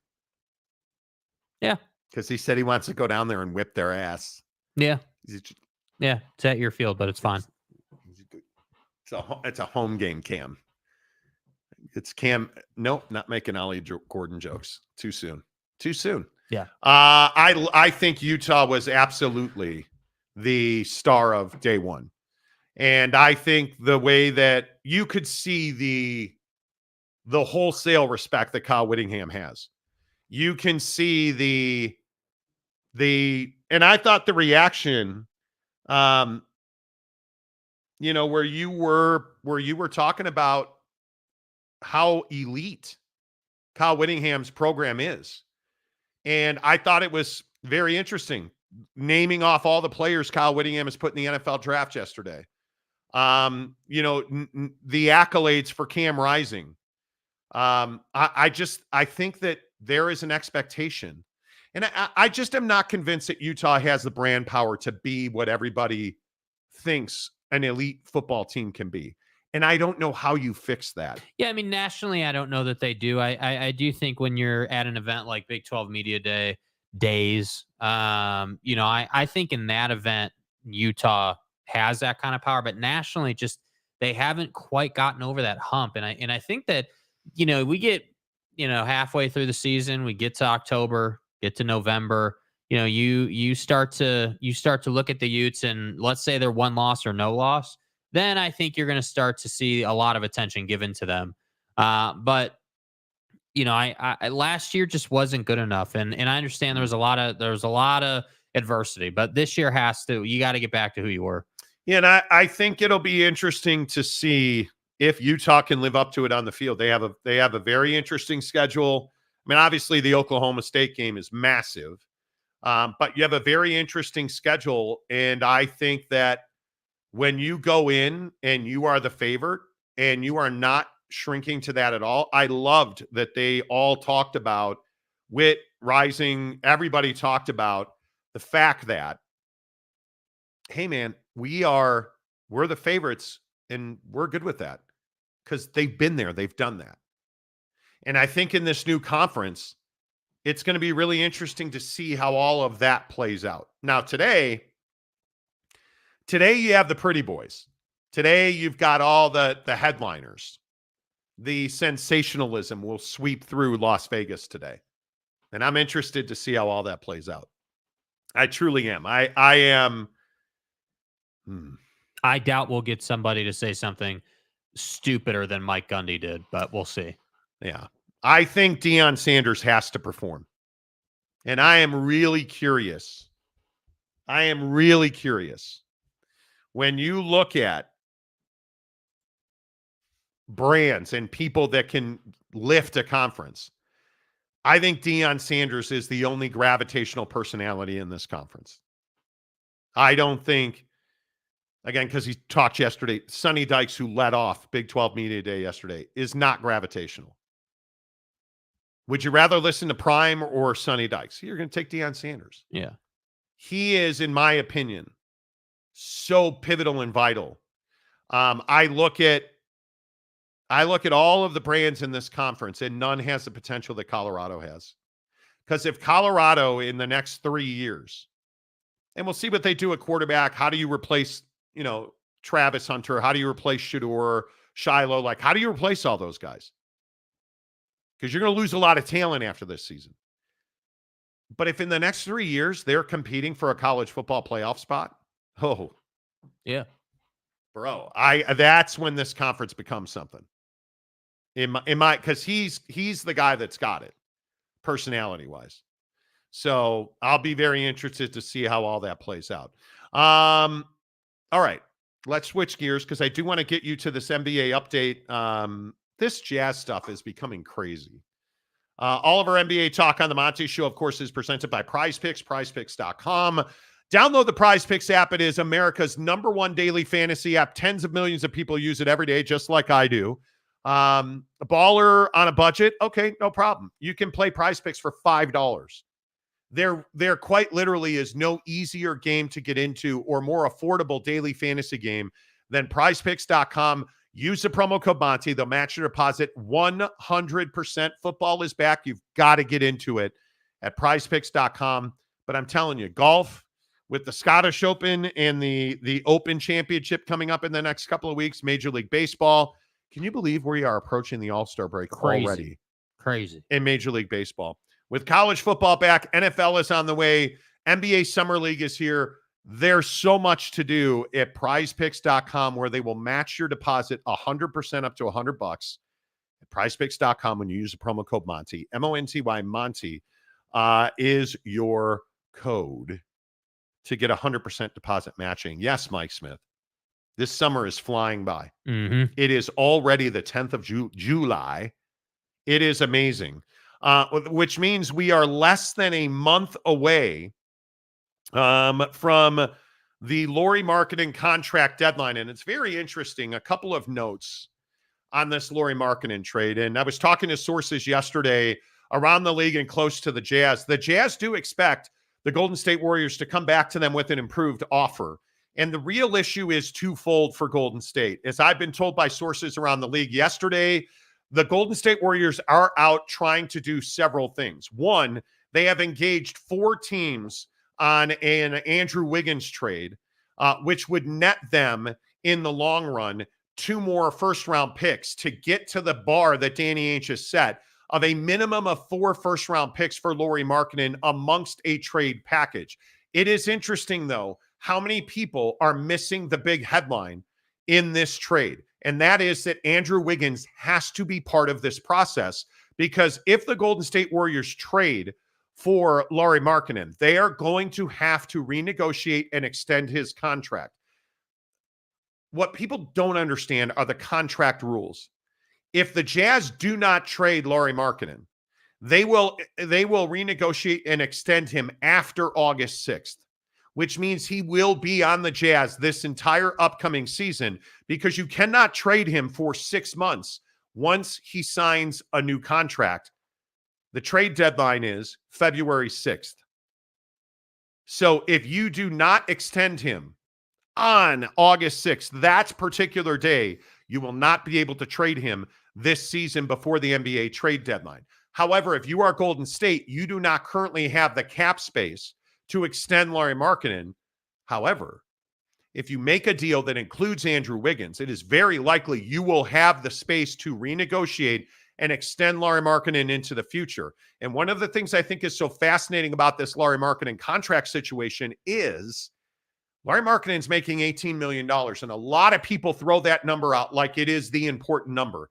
It's almost a meaningless number, because Lauri Markkanen is looking for a mid-40s contract, which pays him $43 to $45 million a year. Well, now, how is he going to get there? Well, right now, he's not eligible to sign that kind of contract because he's only making $18 million. So this renegotiate and then extend Lauri Markkanen situation is so critical, because you're going to have to pay Lauri Markkanen likely $30 to $35 million this coming season, because that's the only way he's eligible to get into that mid $40 million per season average annual value kind of extension. So there is a lot of work to do. And a lot of people are wondering why Golden State has not made a trade yet, because they don't have the assets and they don't have the cap space to renegotiate and extend Markkanen, which is a must, because Golden State is not going to give up young talent and their 2 first-round picks without getting a long-term deal in place with Lauri Markkanen. And the only way to do that is to trade Andrew Wiggins. So what I was told yesterday was that the Golden State Warriors have engaged 4 teams, and that they have the possibility of 2 of those teams being a third team in a Lauri Markkanen trade with Utah, Golden State, and a third team, so that they can offload Andrew Wiggins, recoup 2 picks that would essentially be routed to the Jazz, who would then send Lauri Markkanen on to Golden State. Now, I was also reaffirmed yesterday in the belief that Golden State is not trading Jonathan Kuminga in this deal. Now, the problem with that is Danny Ainge, as sources at the Jazz have told me, is pretty much demanding Jonathan Kuminga be part of that deal. And Golden State, make no mistake about it, is the preferred trade partner with the Utah Jazz for Lauri Markkanen.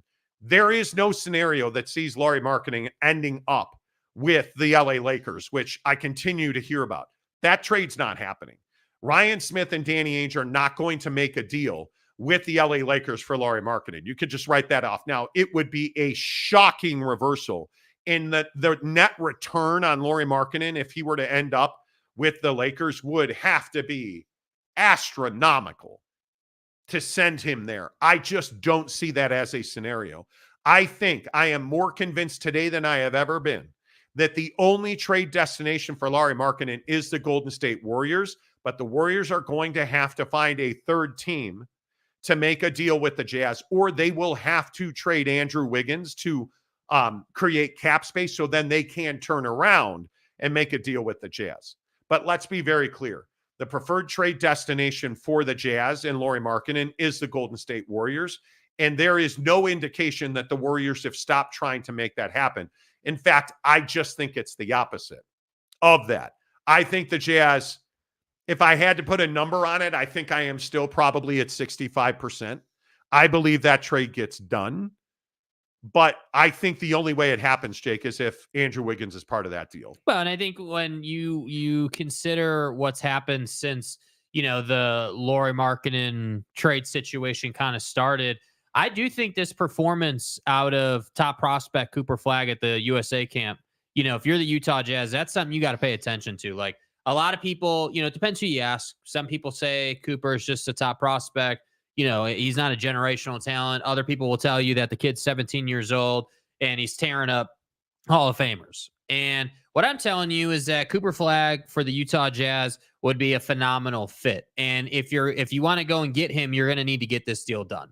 And if I'm Danny Ainge and I'm sitting here saying, okay, we're not going to be a championship caliber team this coming season or probably the next 3 seasons, honestly, why would we not move Lauri along, get this deal done, let go of the Kuminga nonsense, and let's go out and make a run at being number 1 in the 25 NBA draft so we can go out and get our boy. Because at that point, what does that give you? In my opinion, what that would give you is a lot of flexibility financially still. Obviously, that'd be a rookie deal for Cooper Flagg coming out of the draft, and you would still retain your flexibility. And at that point, you would not have given up some massive haul to go out and get a player yet. So you'd be able to pair Cooper with a potential all-star that might come available next year. So to me, when I saw that Cooper Flagg performance, the first thing I thought about was, how's that impacting the conversation? Yeah. Where's Danny Ainge in the front office? How does that impact their thought process with what they're willing to do to get a marketing deal done? Because 100%. if you don't want to pay, if we're in a place where we don't want to pay a bunch of money for players right now, and we're basically it's a budget organization right now, then it makes sense to do the marketing deal. Get that deal done. Don't put yourself on the hook for that extension. Be more flexible, and then go out and tank for Cooper. Like that to me, at least that to me is logical and makes sense. I don't love that they're tanking, but I think there is no doubt that indications are the Jazz will put themselves in a position for that top pick. I don't think there's any doubt in it. And I think Cooper Flagg is the right guy to do that. And he is a guy that, I think is this run through the Olympic program, I think has been phenomenal for him because it shows that he is very different than Zion Williamson. And I think this comparison that we've been hearing so much about is, is he just going to be a bust like Zion Williamson? The difference with Zion and Cooper Flagg is that Cooper Flagg has shown unwavering confidence on and off the floor, and his motor is just so much higher than Zion Williamson's. Now, there are obvious comparisons. They're both high school phenomenons who would be in the NBA if the NBA would allow it. They're both going to Duke. Mm-hmm. But Cooper Flagg has stood tall with every opportunity he's had to go against NBA players, and he's looked really good doing it. I don't think there's any doubt that he is that next generational guy. I don't think there's any doubt, barring injury, that he's the number 1 pick in the upcoming, the draft a year from now. I say upcoming, in the NBA draft a year from now. And this Olympic performance has made a huge deal. But I also think it ties into this conversation about the Utah Jazz turning down 2 first-round picks for Walker Kessler, because I can also tell you from sources close to the Utah Jazz, that never happened. The Jazz were never offered a deal, and I believe it was Ian Begley from SNY in New York, who I think is a phenomenal reporter. But he was reporting yesterday that the Jazz turned down 2 first-round picks for Walker Kessler straight up. That deal was never offered to the Jazz. I personally don't believe that deal would have gotten done, because I do think that there's a chance Walker Kessler is part of the Lauri Markkanen deal. Depending on where that ends up and who values him. But yeah, I don't think it's any secret that the Knicks value Walker Kessler. They need that role filled. But if you called Danny Ainge today and said, hey, here are 2 unprotected first-round picks, give us Walker Kessler, the issue is going to be the Knicks are going to be a deep playoff team next year. How valuable are their future first-round picks? And the answer is not very valuable. And so I think when we hear these rumors that, Danny Ainge is greedy, New York Knicks first-round picks for the next 3 years are probably not going to be very valuable. That's the truth of the matter. You are going to have to give Danny Ainge first-round picks that shore up his ability to get to a guy like Cooper Flagg, because next year's NBA draft, even beyond Cooper Flagg, is pretty deep. So you're going to want multiple first-round picks in next year's draft. The Knicks cannot offer that at a high level, and I, again, though, want to make this clear. My sources at the Jazz tell me that deal was never offered. There was never here's 2 first-round picks, give us Walker Kessler. That deal was never offered. I would also point out that there is acrimony, there is heat, there is frustration between those two organizations, because I think both sides would tell you they thought a Donovan Mitchell deal was done, and that Leon Rose did one thing and Danny Ainge did another, and they were never able to get themselves together on a Donovan Mitchell deal, and I don't think either one has gotten over that. And obviously the Jazz wound up in a pretty damn good position, especially now with Lauri being likely, 65% likely, rerouted to Golden State. I think the Jazz won in that situation outright. Did the Knicks lose? Well, not necessarily, because Donovan Mitchell hasn't been healthy. But again, I just want to reiterate the point. My sources close to the Jazz have said they never got a straight up 2 first-round picks for Walker Kessler deal. So if you sent that on the fax machine, you might want to make a phone call. Yeah, and it just, again, I think that this Markkanen situation, it does affect what you're going to do with guys like Walker Kessler. Like, I do think that Summer League has shown us a lot with this roster and the young guys that are in this organization. Like I love what Collier is showing us.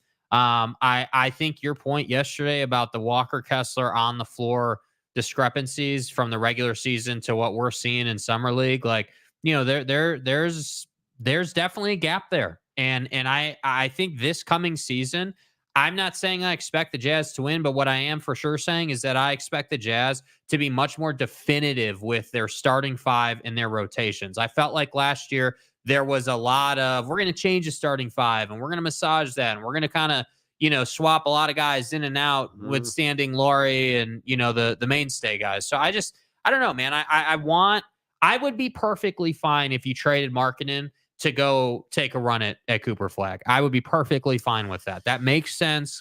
It's a practical strategy, I'm a little worried about Cody Williams. I mean, athletic for days, but that's not all you need. He can't shoot at this level. Yeah. And it is very rare that you see a guy come into the league who cannot shoot and become a shooter.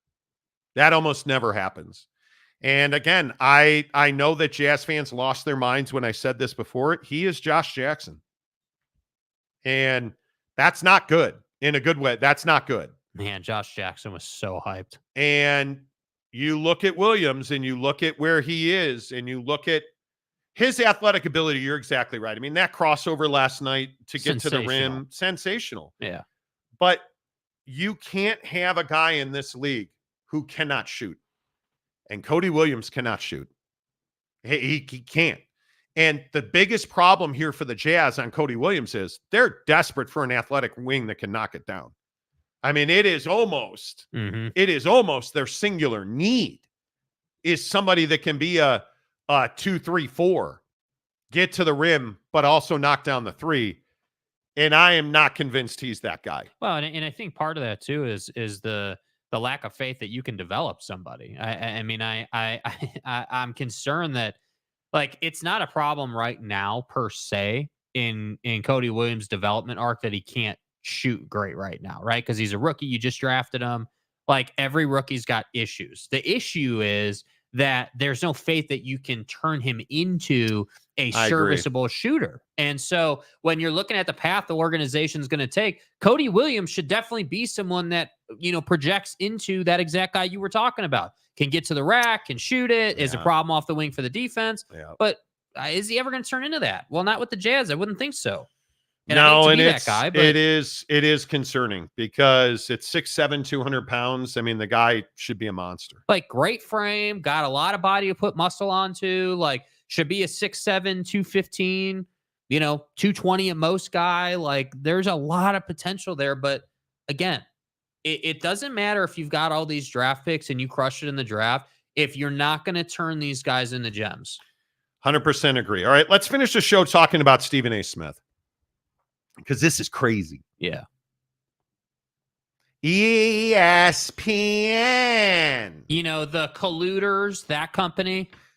The 4-letter is allegedly going to pay Stephen A. Smith $100 and $25 million worth of a contract extension.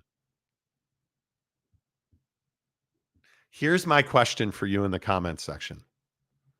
Does Stephen A. Smith excite you? Does Stephen A. Smith bring you to ESPN? Does Stephen A. Smith, are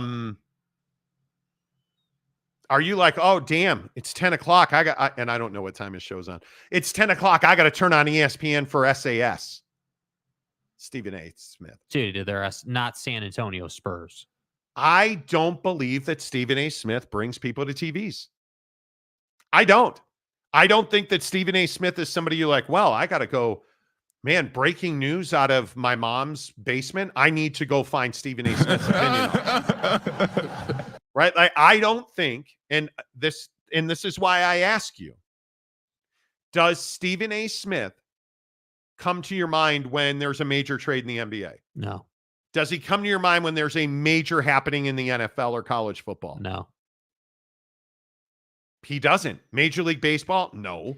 I don't want to hear from Stephen A. Smith on NASCAR. Yeah, the problem, soccer. Dude, the problem is that Stephen A. Smith, so the problem's twofold in my opinion. Number one, Stephen A. Smith is a high burnout guy, right? It's easy to get burned out on his style. He's not someone that you can listen to by anyone's measure long form. I mean, no one's listening to Stephen A. Smith for hours on end. I agree. Because of his style. So that's the number one issue. Number two, to your point, he's not someone that you're going to go to when something happens. He's the guy that's going to form an opinion and make opinions based on what's already happened. And that's not a bad thing per se. We need guys like that in the media, 100%. But the issue is that he doesn't have competition in his time slot, meaning First Take dominates the time slot and dominates for ESPN because Fox has absolutely nothing going on in their talking head segments. But do you ever think about Fox Sports when there's breaking news? No, I don't. But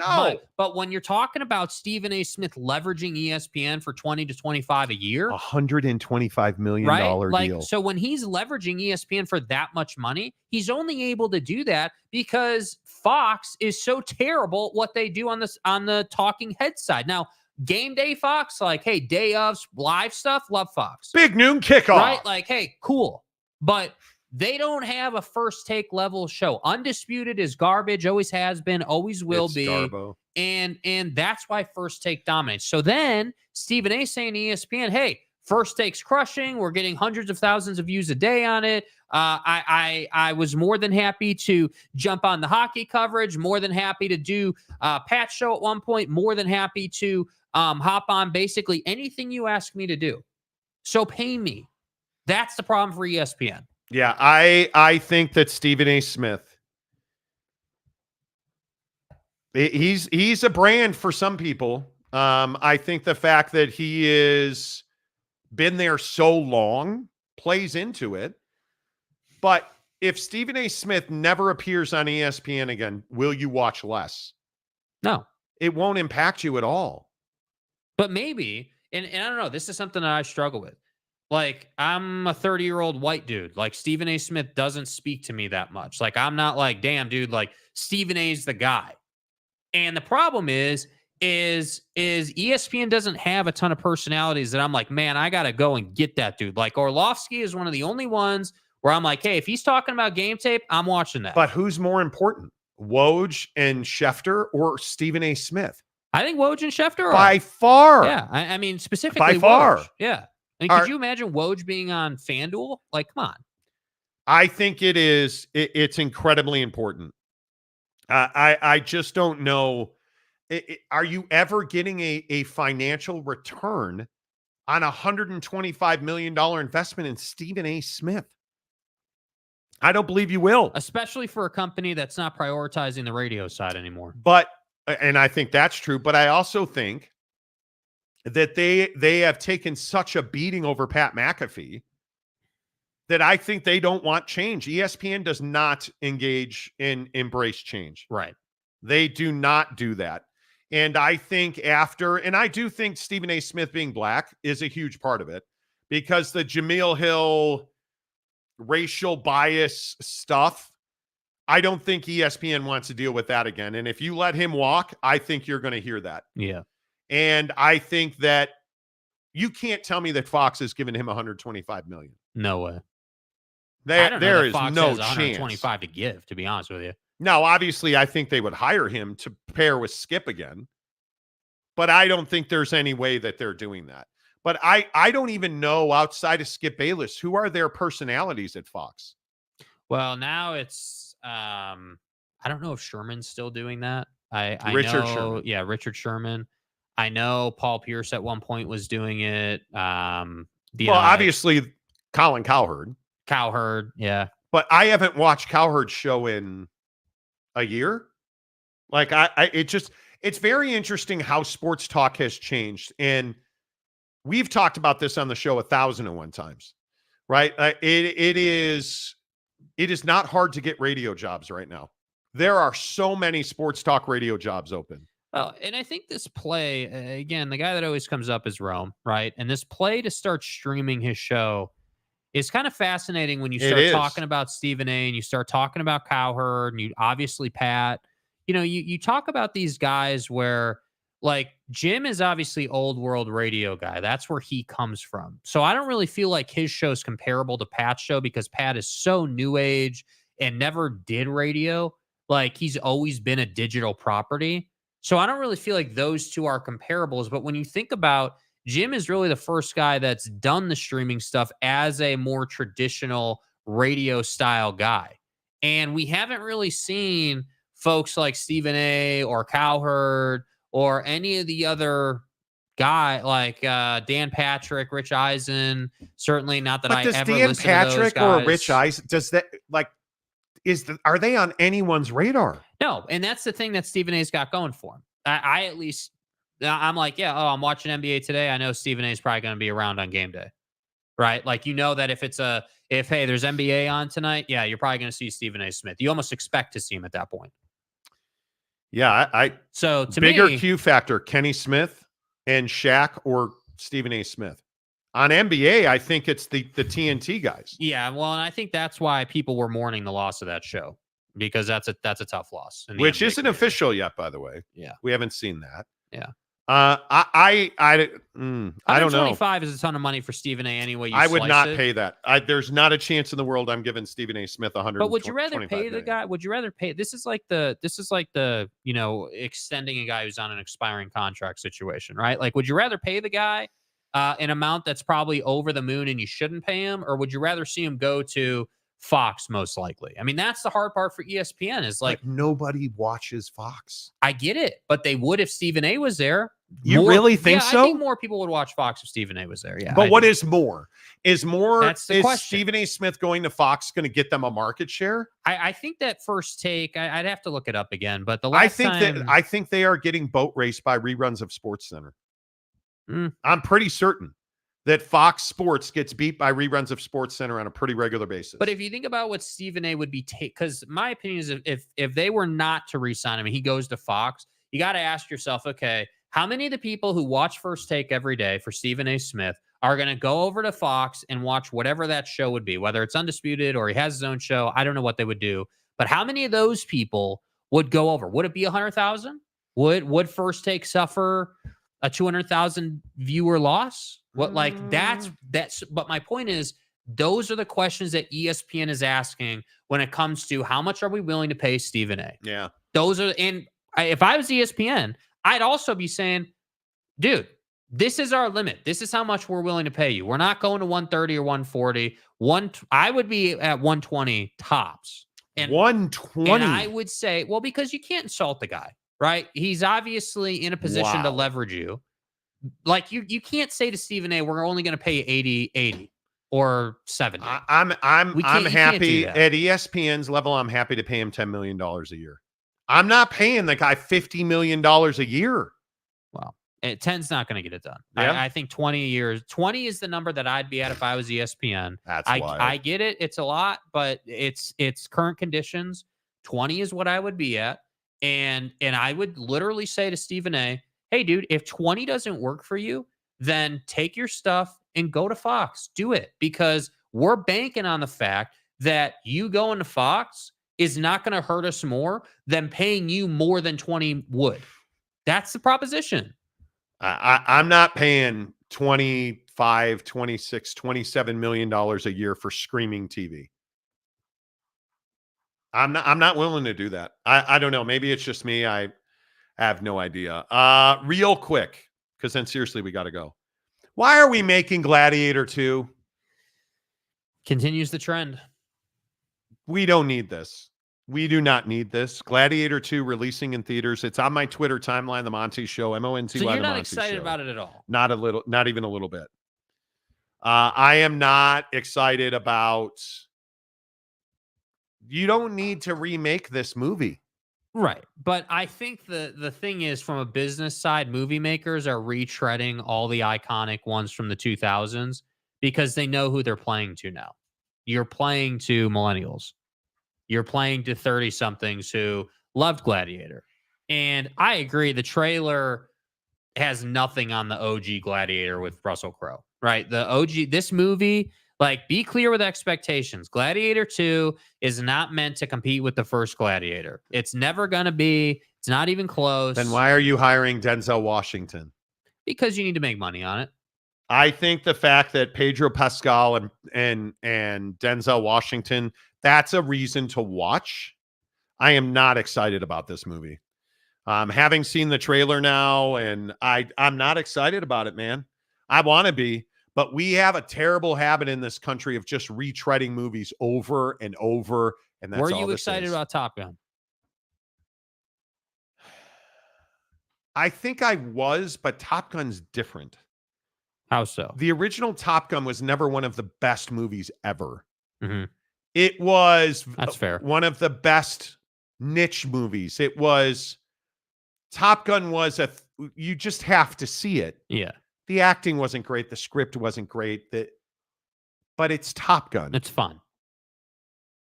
Gladiator is one of the greatest movie works ever. Russell Crowe with one of the greatest performances ever. Joaquin Phoenix with one of the greatest performances ever. Right. One of the greatest scripts ever. One of the greatest stories ever. Cinematography ever. Why remake that? That's like remaking Gone with the Wind. It's like there's no reason to do sequels to all this stuff. I think what's hard is that every year that goes by, it becomes increasingly more difficult to come up with something new, right? It becomes increasingly more difficult to reinvent the wheel, if you will. And I think that, you know, from a movie industry standpoint, you look at how much the pandemic crushed the movie industry and, you know, how much they're, I'm assuming, still trying to recoup from that period in our country. Yeah. You know, I think I understand it from a business side, dude. I don't love it. I don't even like it, certainly, but I understand it, to your point, and I agree. Gladiator is always right there, top 3 of all time on my top movie list. Everybody's. There's no, you know, there's no question. I think we have a picture in there of, like, there was a ranking done of top movies, but, like, Gladiator for me is one of the best movies of all time, no question about it. The problem is you mean the best TV shows of all time? Oh, is it the best TV shows? It is. Sorry, I thought it was the best movies. And that Peaky Blinders is 10th on that is. But, like, when you even a TV show list, like, you think about things like Gladiator, right? Like, Gladiator is one of those that should be just put up on the shelf, never done again. But the problem is that movie creators need something to do, right? So they can't just constantly come up with these new things. So they retread and they retread. The next time, the time we get another Jason Bourne movie won't be the last time, right? My reaction to the new Gladiator, there it is. That's me. That's me watching the Gladiator 2 trailer. I'm going to go and see it. I am. Well, 100%. I think everybody's going to go and see it. It's going to disappoint because we're all going to compare it to the original Gladiator. Okay, what does it take for you, real quick? What does it take for you to feel like a movie was good? Like, when you go and see a movie now, is it nudity? Okay. I don't know what it takes. I think you have to have good actors. There's nothing better than a big budget film that's got great actors, a great script, and a story that they can work on. Did you feel like Oppenheimer was a great movie? No. Okay. It was too long. Okay. I didn't. Okay. Is there a movie recently you've seen in the last year that was a good movie? I can't think of. I don't know. You're putting me on the spot. Why didn't you ask me this before? This last weekend, I went and saw I don't even know what it's called. The Western that Kevin Costner just put out. That's a terrible movie. Brutal movie. Brutal. Why did you Too go long. and see well, that? because I really enjoyed Yellowstone, and I thought I thought that movie had a chance to be a dark horse for a good movie. So I went and saw it, and it was just way too long, and it didn't follow anything. There was no real, storyline with it. It was very mediocre, and I feel like we're getting that more. Like this new biker movie with man, I can't remember his name now, top of my head. Dune was very good. Dune was elite. Yeah, both the Dune movies were elite, for sure. But I'm like John Wick was a disappointment. Didn't love that. Like I'm looking at a list of movies that were released this past year. There's not a great movie. I can't think of. Napoleon was absolutely trash. Terrible movie. Yeah. Only went and saw that because of Joaquin Phoenix. Terrible movie. Yeah, I don't know that there was a great movie this past year. So would I rather go and take a flyer on a Western from an actor that I know, or a Napoleon, or an Oppenheimer, or would you rather watch a sequel to a movie the caliber of the original Gladiator? I'm pretty picky about the movies I go and see. I mean, I just think there have been I haven't been to I don't go to the theater much. That biker movie does look good, and I can't remember who dude's it is. name, bro. What is that movie? I can't remember who it is, but I need great movies in my life. And, I can tell you, binge watching Miami Vice again. Awesome. I'd love to have a better movie to go see. I like going to the theater with Mrs. Monty. I loved going to see Dune. Tom Hardy. Yes. The Bike Riders. Yes.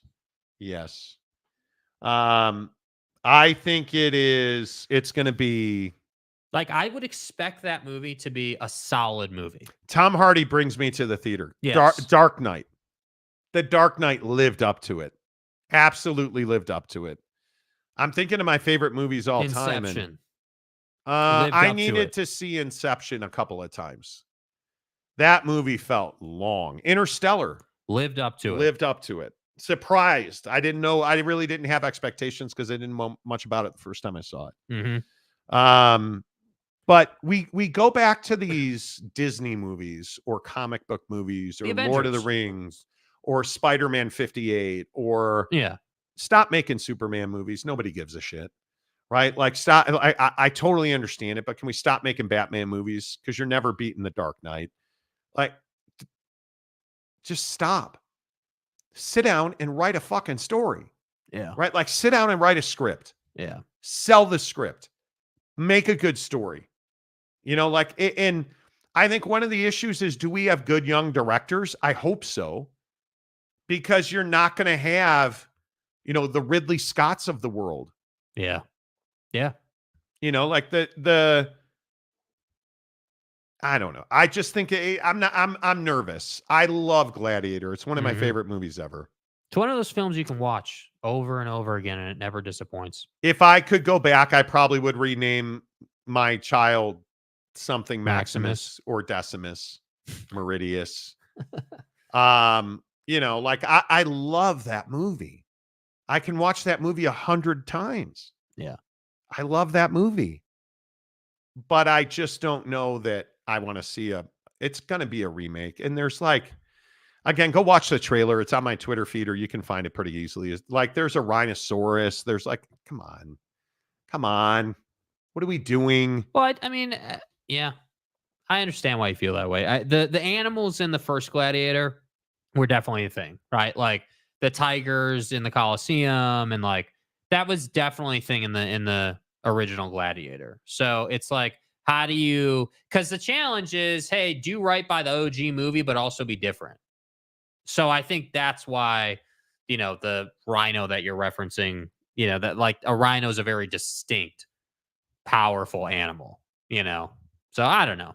It's definitely one I'm going to go and see. I'm not going to go and see it with the intent of it competing with the original one. You can't do that. Yeah, we'll see. I just think I really, really, really, really hope it doesn't suck. Please, God, don't let Gladiator 2 suck. Please. Yeah. I need that movie to be good. Not as good as the first one, even. Just be solid. Just don't let me good. Don't let me look at my watch one time during that movie. Please. Don't let Denzel, be. Please let it be good. That's all I ask. Is to let it be good. I don't think that's asking too much. Just like asking you to hit the like button. Over 1,000 views on the show today, and we're only at 52 likes. On YouTube, we have over 1,000 views. Everybody on Twitter, thank you for being here. Please come over to YouTube, hit the subscribe button, give us a like. We appreciate you. We appreciate everybody who watches our live stream every morning on Twitter. Without you guys, we couldn't do the show that we do. So we appreciate you partaking in the shenanigans of the Monty Show, presented by The Advocates. TheAdvocates.com, the best injury attorneys in the business. Don't go into it with indecision. Don't be insecure about your future. Let The Advocates fight for you. Whether you got hurt at work, whether you got attacked by a dog, maybe you got hit while you were riding your motorcycle. The Advocates are ready, willing, and able to take care of business so you can get back to the best version of yourself. Let them take your insecurities. Let them answer your questions. And the best part is you don't pay The Advocates unless and until they win your case. Chat with an attorney live online for free at theadvocates.com. Until tomorrow, say goodbye, Jake. Goodbye, Jake.